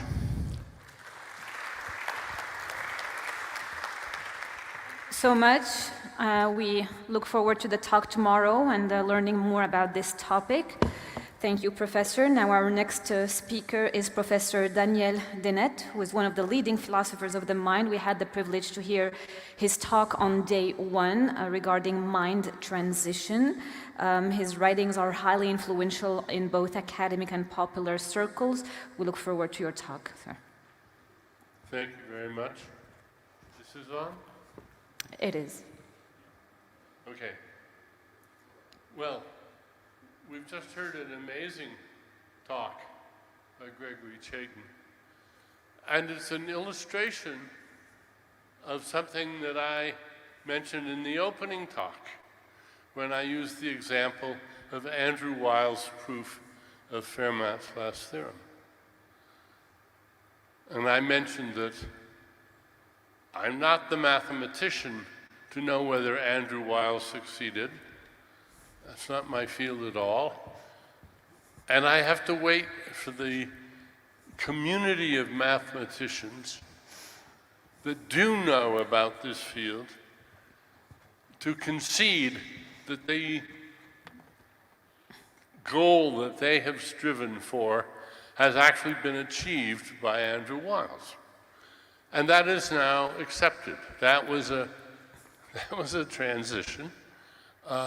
And it depended on collective science, the science that was both competitive in the sense that these are the mathematicians who wish they had proved Fermat's last theorem, and they accept that he has proved it. And now we have another example, a brand new example.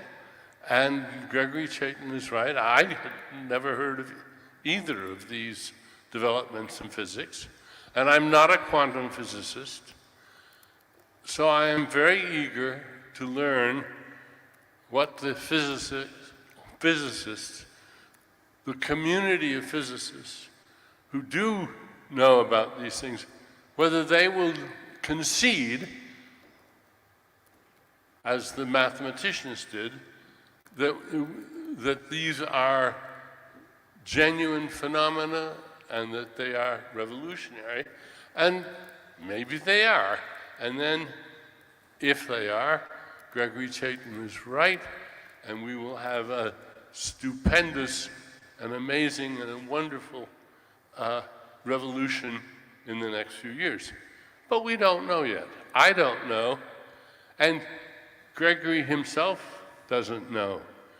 But it's something for the scientific community to look at. And another point that he made was that most of us haven't heard of this. The attention mechanisms that operate in the noosphere have ignored this. They have not generated the wave of information that one might well expect. This is as good as a secret in the noosphere at the moment.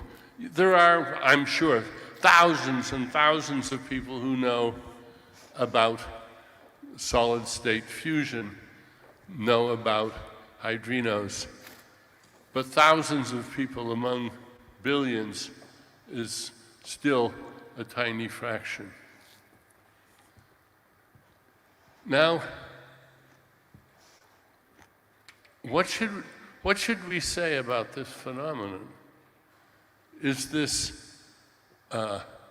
itself an anomaly, or is this a predictable and understandable side effect of the generation by cultural evolution of what Heyligen calls the noosphere, and some others as well?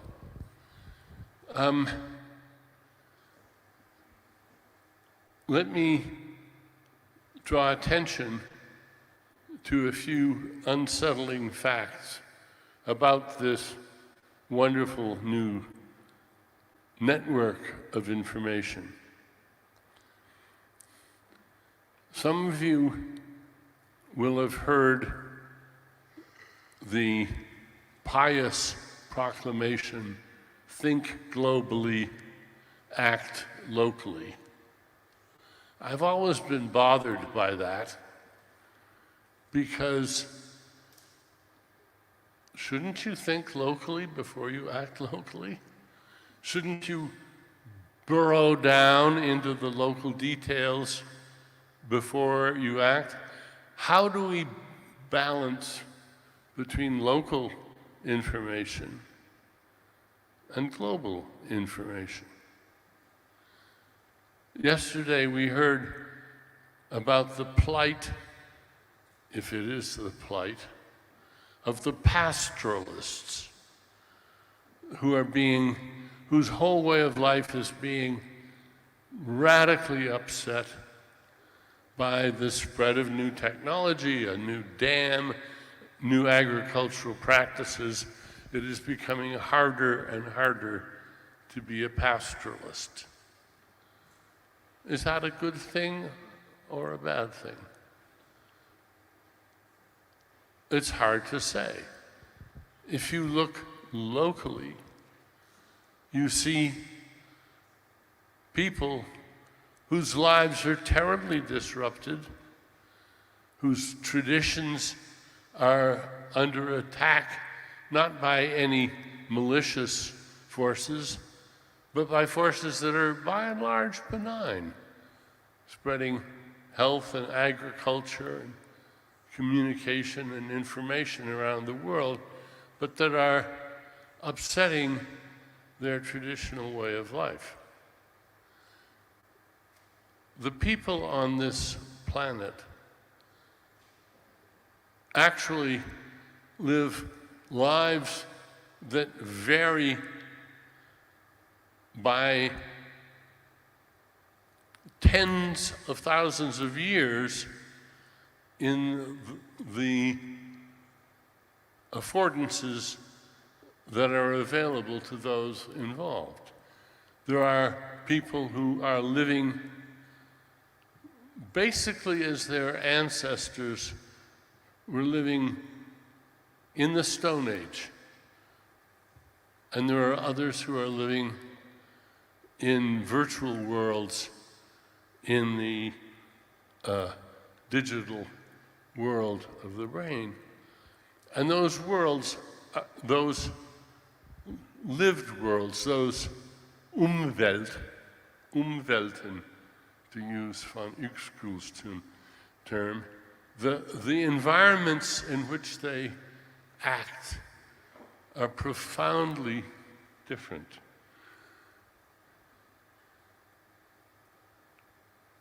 Let's consider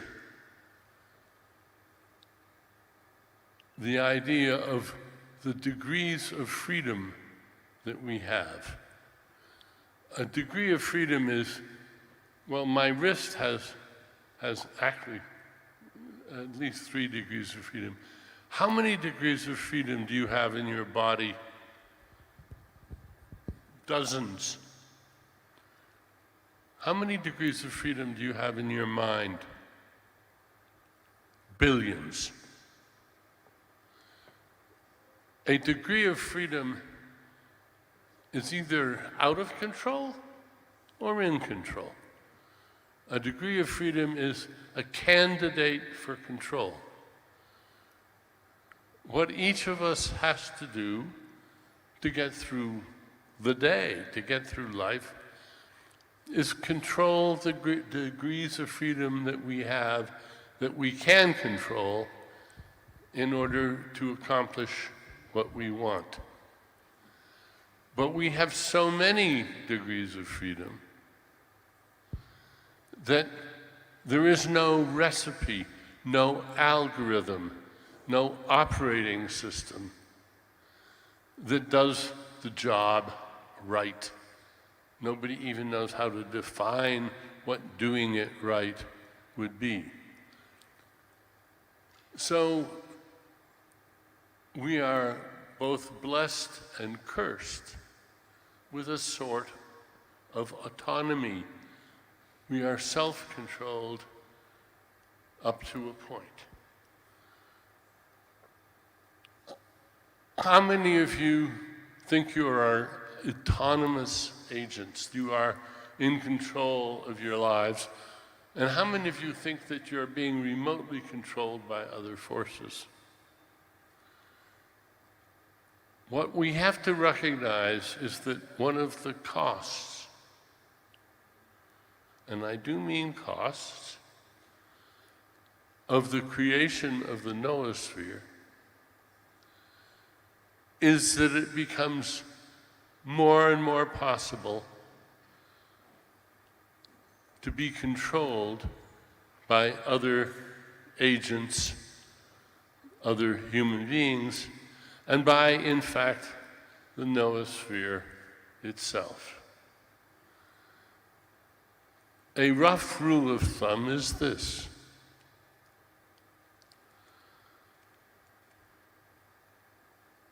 since you can't control all your degrees of freedom at once, neither can anybody else, unless they can manage to clamp most of those degrees of freedom and then concentrate on the few that matter. And that's what happens when somebody captures your attention. Attention is the necessary lifeblood of autonomy and of thinking. And there are many forces at work right now designed to capture your attention. I would imagine that every person that is hearing me talk right now has a cell phone. And the cell phone is the most effective device yet invented for controlling attention. And all of us, to some degree, succumb to the seductions of the cell phone and allow our attention to be manipulated and controlled so that we think about what we're looking on the screen, looking at on the screen, rather than something else. A word that was used by Francis Heyligen was, he talked about harnessing the collective intelligence of human beings. All right, do you want to be harnessed? Do you want to be in harness or not? Do you want to be a workhorse, an ox, harnessed in a larger scheme? Many of you will have seen the movie Ants, the animated movie Ants. And one of the striking and accurate features of that movie is that an ant colony is fascism squared. It is a completely fascistic organization where individuality counts for nothing. And Woody Allen and his girlfriend, Ant, they are the heroes that are fighting against this fascism. But, of course, that's utter fantasy. Ants can't do that. No, ants are autonomous. They are all harnessed in the community. They are captured by the superorganism of the ant colony and are unable even to conceive of rebellion or resistance or taking any other life form at all.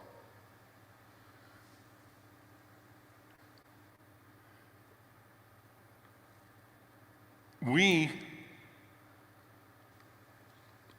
should recognize that our own bodies are composed of trillions of cells.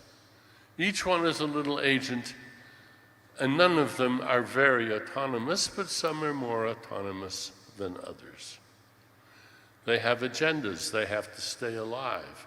They have to make connections with other cells in order to accomplish tasks that help the organism. And if they don't, they're generally ruthlessly discarded and replaced by others. So we're entering an age of distributed understanding, where we have papers with hundreds or thousands of authors. No one of those authors understands everything in the paper.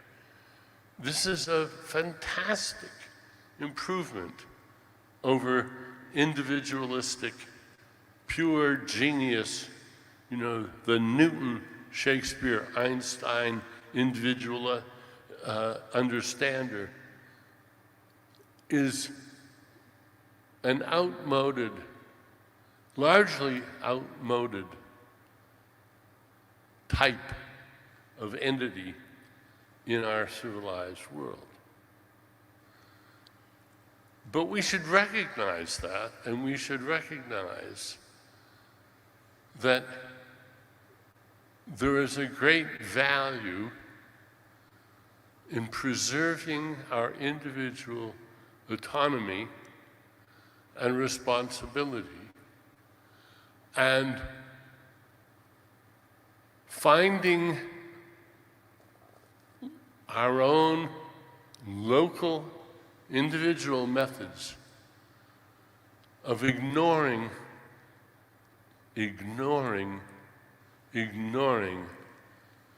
much of the information that is now readily available to us. Because if we pay attention to it, we lose our opportunities to think our own thoughts, to be creative, to recognize the plights of others.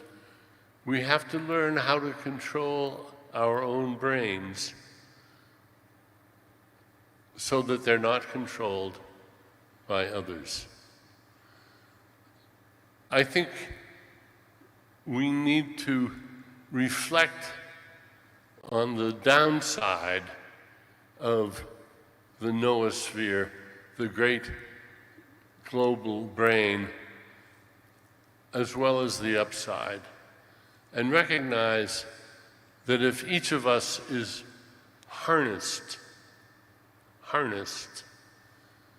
in a giant brain, then we're a more dispensable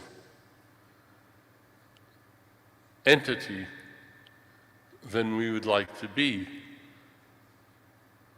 just as our brain cells are, each one of them, dispensable. Thank you.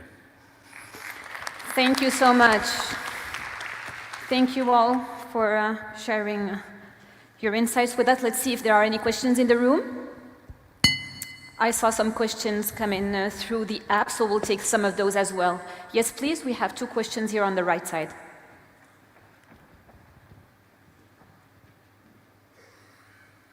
Thank you. What a great panel and what a wonderful mystic conclusion. I have 3 questions for Professor Dene, if the organizers don't mind. I watched recently your talk about how can you tell if you are an atheist. And it got me scared, as I consider myself a follower of Muhammad. So I binge-watched for the weekend your videos and conferences and debates. I even consulted ChatGPT, I consulted the noosphere about what your critics say about your ideas. And even though I don't agree with most of them, I still want to hear what you say about those critics, especially about the some of your critics claim that you have a reductionist and rather a dismissive view on the religious phenomenon, on its complexity, on its implications, and about the compatibilistic view of the free will, in that it's merely, as they say, a redefinition of the term, or of the meme, as you would call it.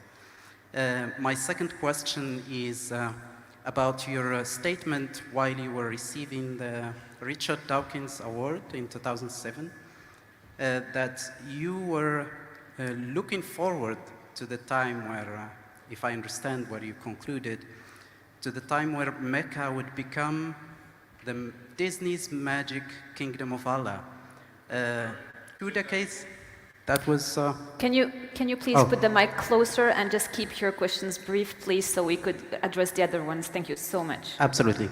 So that was about your statement that you were optimistic that soon enough we'll see Mecca transforming to become Disney's magic kingdom of Allah.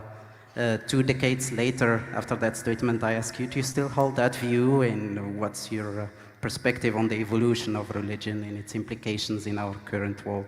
And on a lighter note, just to end my last question, about some parallels that I see between your most controversial ideas on free will and on the evolution of religion and what the Islamic faith say about these two topics. It actually pushed me to ask you the question, are you a covert Muslim on these topics? And I wonder about those parallels. Is it just a mere parallel? Have you actually looked at that parallel? Thank you very much. Well, this is a place for debate for sure, so thank you for offering your thoughts, and we'll see if there is another question, then we'll turn to you for your answer. And the second question here, please. Okay. Thank you so much, everyone. Thank you. It's actually an honor to be here and to talk to all of you. Yes, sorry. So my question is addressed to Mr. Dennett, Professor Dennett, if may the organizers also accept. My question is talking about free will, and my interest goes after watching a lot of your debates and your talks with Professor Robert Cohen, and some of the tapes. It goes to the 2006, I guess, for the atheist tapes. My question is about free will and going back when making a decision. That decision an individual makes depends on the environment that maybe he was living in or he lives in. And tracking that idea backwards until when he was born, there is a huge dependency in there. So I am really interested in your idea there, about this idea and your opinion about it. Thank you so much. Well, thank you both. Professor, this question about free will sparks a lot of interest and thought amongst our audience and students. Would you like to share with us some insights on that? And then we'll take a couple more questions. Okay, I'm obviously going to have to be brief with these very large questions. Let me start with the second one on free will and on the Muslim world.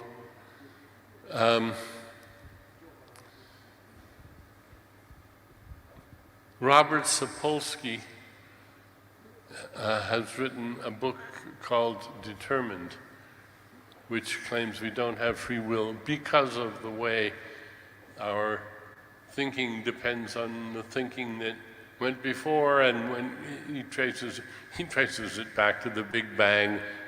And what he's missing is a point that my friend and colleague David Haig, Harvard evolutionary biologist, has recently illuminated very much.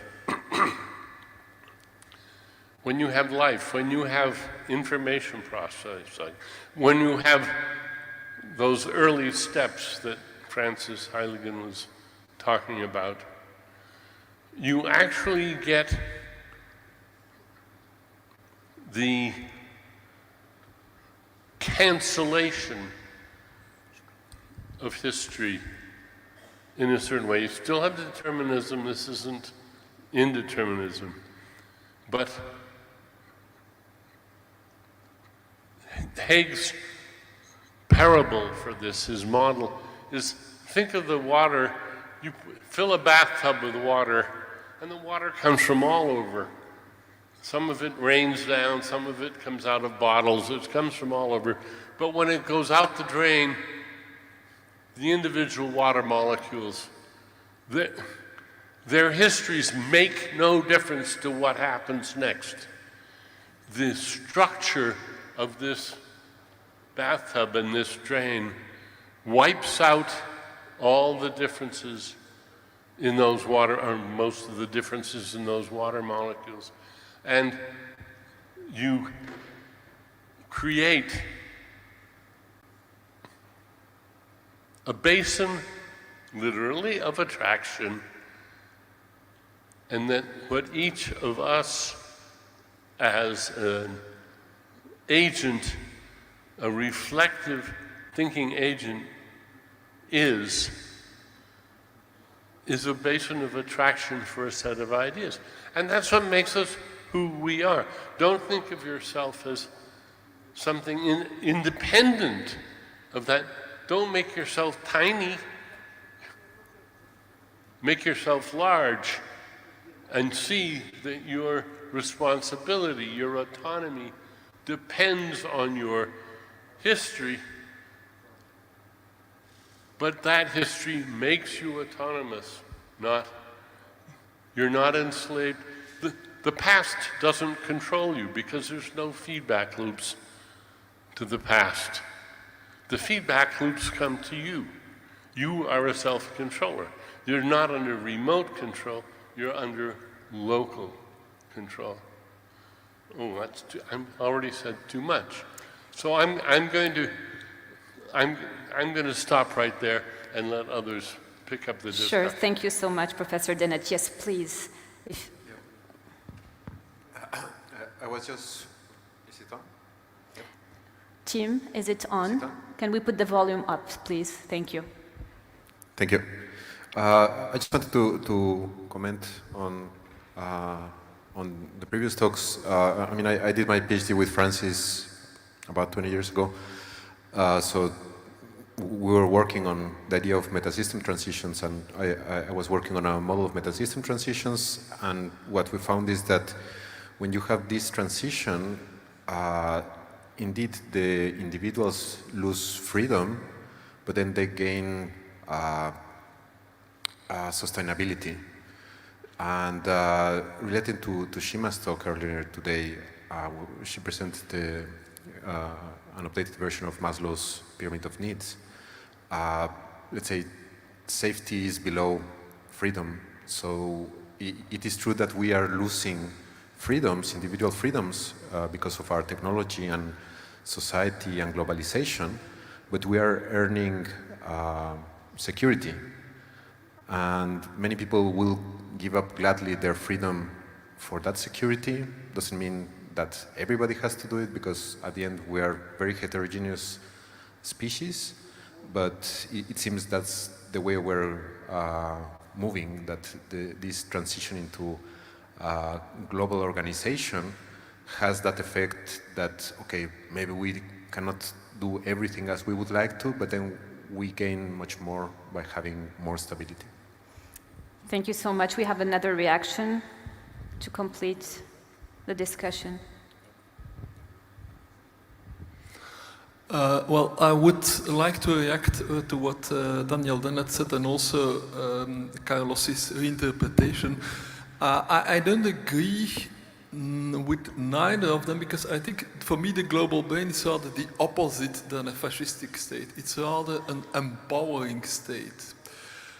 one of the principles of collective intelligence is collective intelligence only works if the individuals in the collective are as diverse as possible and as autonomous as possible.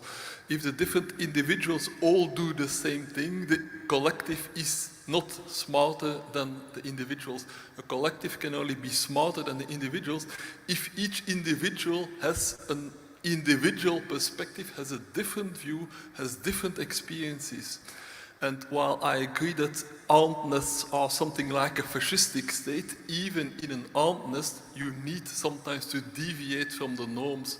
For example, there is a well-known phenomenon that ants make trails of pheromones that lead to the sources of food in their environment. These sources are kind of like an external collective brain for the superorganism that is the ant nest, but these sources would never have been found if ants would only follow existing trails. They need to deviate from the trail sometimes so that they can discover new sources of food. So it is one of the principles of the collective intelligence that the individuals should be able to deviate from there. And the examples that Gregory Chaitin gave of cold fusion, yes, the majority tells you cold fusion doesn't exist, but it's good that some of the people deviate from that consensus and say, let's anyway do the experiments and see what we can get out of it, and then they find maybe a new source, in this case an energy source, that the other ants that were following the trail of the traditional physics might not have found. Thank you. Thank you for your insight. I invite us all to continue the thought-provoking debate beyond this session, and I acknowledge the complexity of the topic, and it's through exchanging perspectives that we deepen our understanding. I just want us, I see you both, thank you. I just want us to take a couple questions from the app, from our audience on LinkedIn and YouTube, and I'll come back to you both. Team, if we could have some of those questions on the screen, and we'll make sure to address some of the questions that are offered to us by our audience on LinkedIn and YouTube. So this one is saying, how do paradigm shifts in science challenge existing theories and methodologies, ultimately fostering innovation and pushing the boundaries of human knowledge? Broad question. Anyone would like to give an insight on this? Yes, please. Yeah, that's part of the scientific process. I mean, Thomas Kuhn has described it in terms of scientific revolutions, that, let's say, you have an accepted set of theories, and then you are constantly contrasting them against experiments or data, and then if there's some new data that doesn't fit the theory, then new theories are proposed, and then if these theories turn out to give better explanations, then there's a revolution in science, and then with this new theory, then we can build up more knowledge. So that's part of the scientific process. Okay, thank you so much. Do we have a second question come in from our audience online? Question for Professor Carlos. What are the key principles from complexity science that can help us address contemporary global challenges such as climate change and socio-political stability? Yes, thank you. I think in general understanding complexity better will be useful for this. I guess if we understand better how interactions lead to new information would be very valuable. This is also related to phenomenon of emergence, which is when basically you have new properties at one scale that were not present at another scale.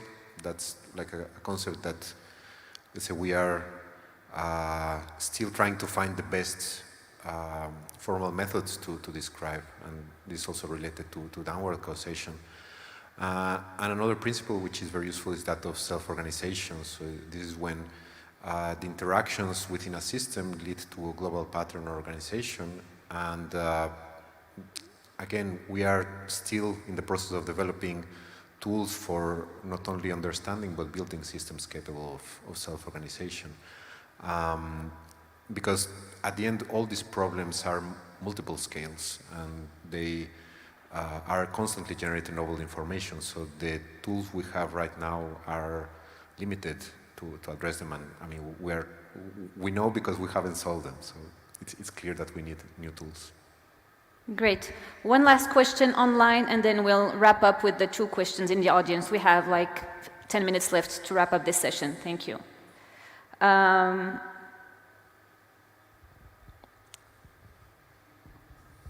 Question from Ubia. What method of knowledge aggregation do you suggest in achieving this singularity and super intelligence? Well, this is a good question about collective intelligence, and the example I always give is Wikipedia.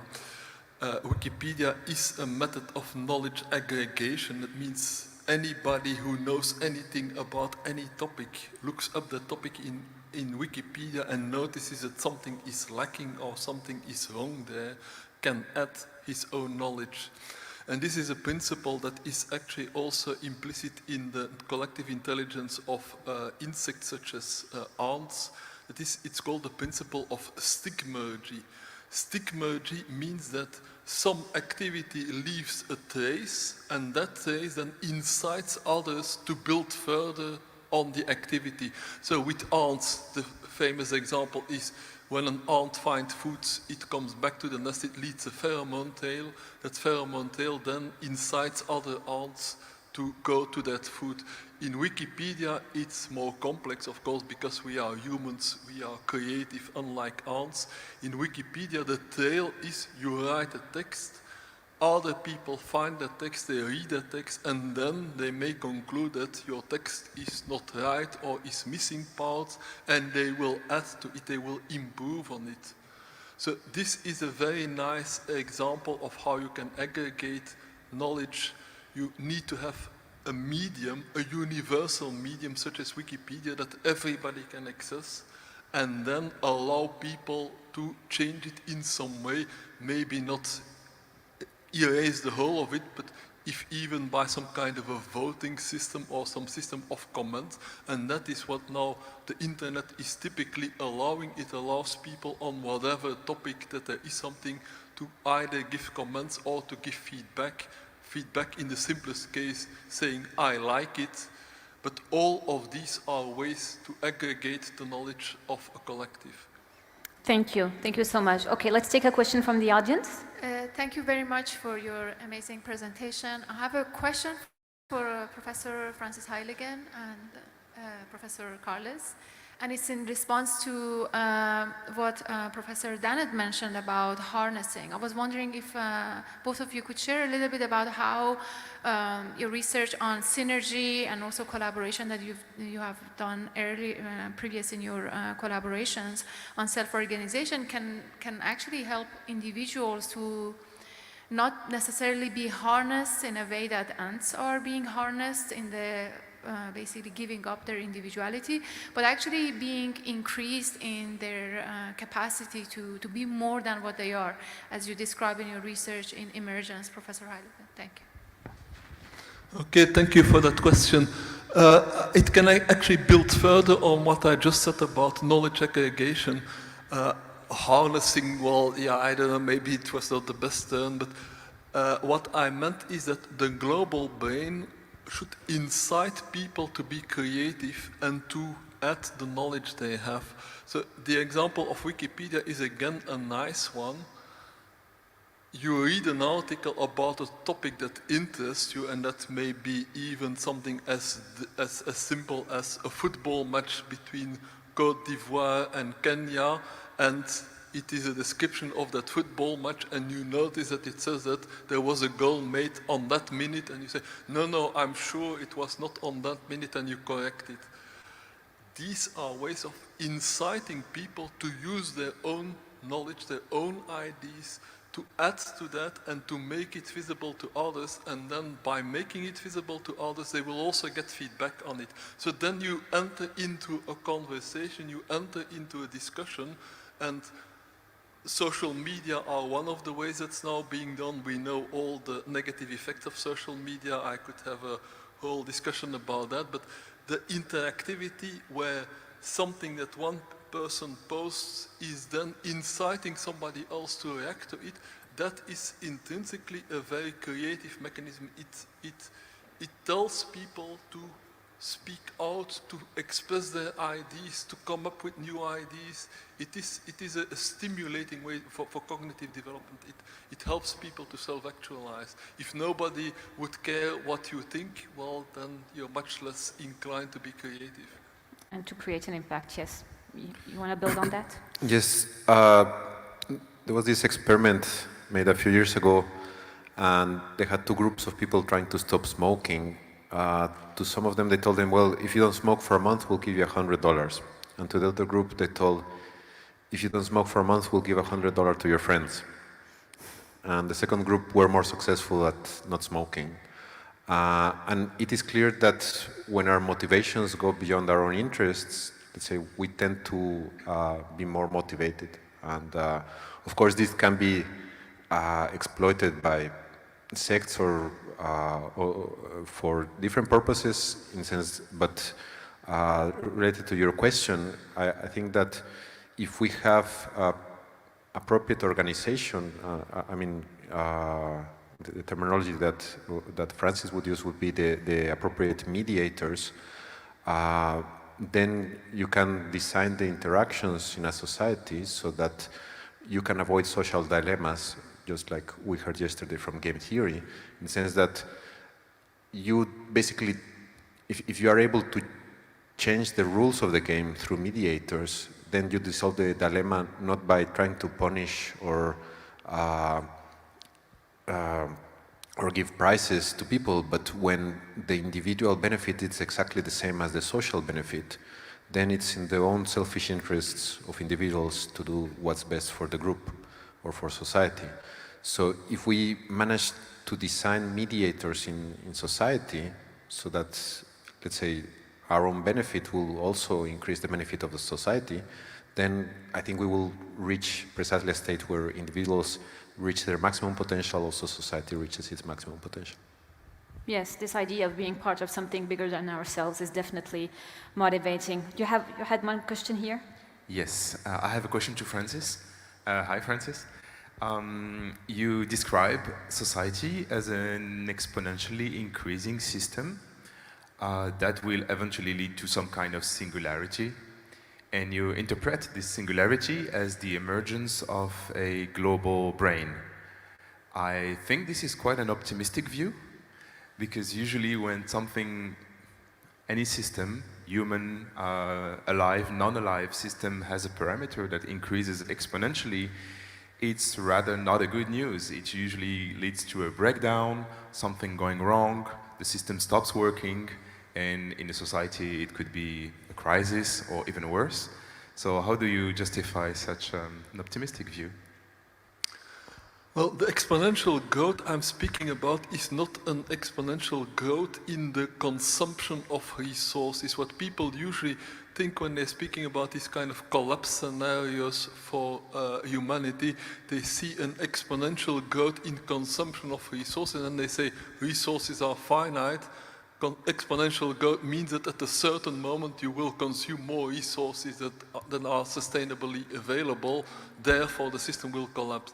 What I'm speaking about is an exponential growth in knowledge, in information, in understanding.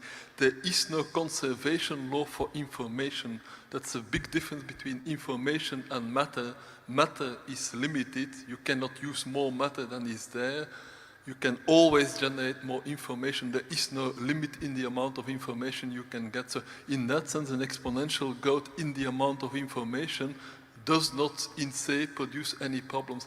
The problem it does create, which it would create, is information overload. If there is so much knowledge available in the world, you wouldn't know where to start. And that is why I think things like ChatGPT are so important and so useful, because they function, as I called it, an interface to the noosphere. The total amount of things happening in the noosphere is much too big for any of our brains together. But if I have a question and I ask it to Bard or to ChatGPT, it will quickly give me the state of the art in any advanced science. I don't need to study all that science. I'm myself a transdisciplinary researcher, which means I'm pretty well versed in lots of different sciences, but of course I cannot be an expert in all of them. But if I have a question, I can ask it to a system like that, or I can ask it to Wikipedia, and I will quickly get an overview of the state of the art. And that is what I think the global brain should be. It should be the interface that allows the individual to use this collective knowledge that is much bigger than any individual can contain. Great, thank you so much. Any final question? Couple minutes, team tech, do we have any final question, please, coming online? If you could show us on screen. If not, I'll just wrap up this session. One question over there, okay. Okay, first question for Professor, could you please show it again? Professor Gregory Chaitin, in what ways do you see algorithmic information theory shaping the future of artificial intelligence and machine learning from our students in the AI and machine learning department? That's okay. That's a fine question, except today I'm pretending to be a physicist. So let me pass that question to the gentleman who addressed this area. I think that, let's say, in general, all traditional, more, well, I wouldn't call it traditional, let's say earlier work in theoretical computer science was very useful to, let's say, start exploring the space of what is computable, what is not computable. And what we're seeing with current technologies is that just like with a compiler, let's say I'm speaking for computer engineers here, you can translate from one language to another with systems like ChatGPT and other large language models. They also serve as an interpreter in the sense that at a lower level, they need to be consistent, meaning that there are no contradictions. But then at the level of conversation, then they can manage contradictions in a similar way that we can. I mean, we can say something that we love and hate something at the same time, even when it seems contradictory, simply because we use like a translation from one language to another. At the end, meanings are arbitrary, and it seems that the complexity of the AI algorithms we're using have reached such a scale that we can also go from different levels to have arbitrary meanings for, let's say, the phrases that we read on the screen. So that gives, let's say, an extra power to this technology that is not evident when you look only at the, let's say, algorithmic information theory or universal Turing machines and its limitations. So this is related to what I was telling about the difference between computability in theory and computability in practice, because actually these machines are able to do it, and then in theory this is, let's say, in theory this is not computable, but then the machine is just doing it. And of course, we know why this is the case, no? But there's this subtle difference between computability in theory and computability in practice. Thank you so much. Okay, one final question then there, and we wrap up right on time according to schedule. Thank you. Yeah. Thank you for your presentation. And my question is, what do you think about the following statements? We meet our destiny on the path we take to avoid it. What do you think about that? Intriguing way to finish this panel. Any thoughts, anyone?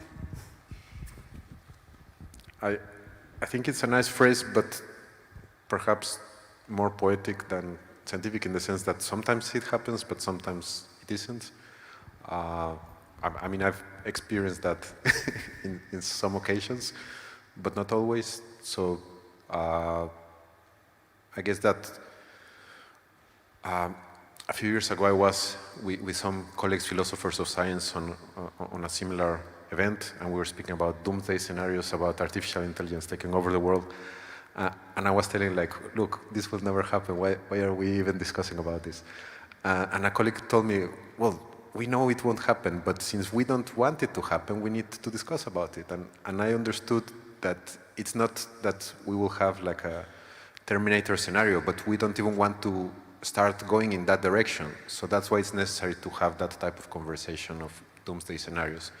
And I think, related to your question, it's important precisely to discuss about all the directions we don't want to take, not necessarily because it's possible to get there, but we don't even want to start going in that direction, and we want to have several alternatives so that we are sure that we can avoid the things we don't need or we don't want.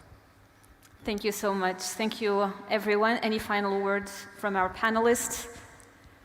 Okay, great. Let's give them a round of applause. Thank you all so much. Thank you for your participation, your question, and a huge thank you to our distinguished speakers. Thank you again. Ladies and gentlemen, we'll resume this afternoon at 2 p.m. sharp, so be sure to be here for an amazing talk with Professor. We have actually 3 panels, so we'll make sure you'll be here. There will be a wonderful discussion around transition in humanity. And many more topics again. So let's be back here at 2 p.m. sharp. Thank you.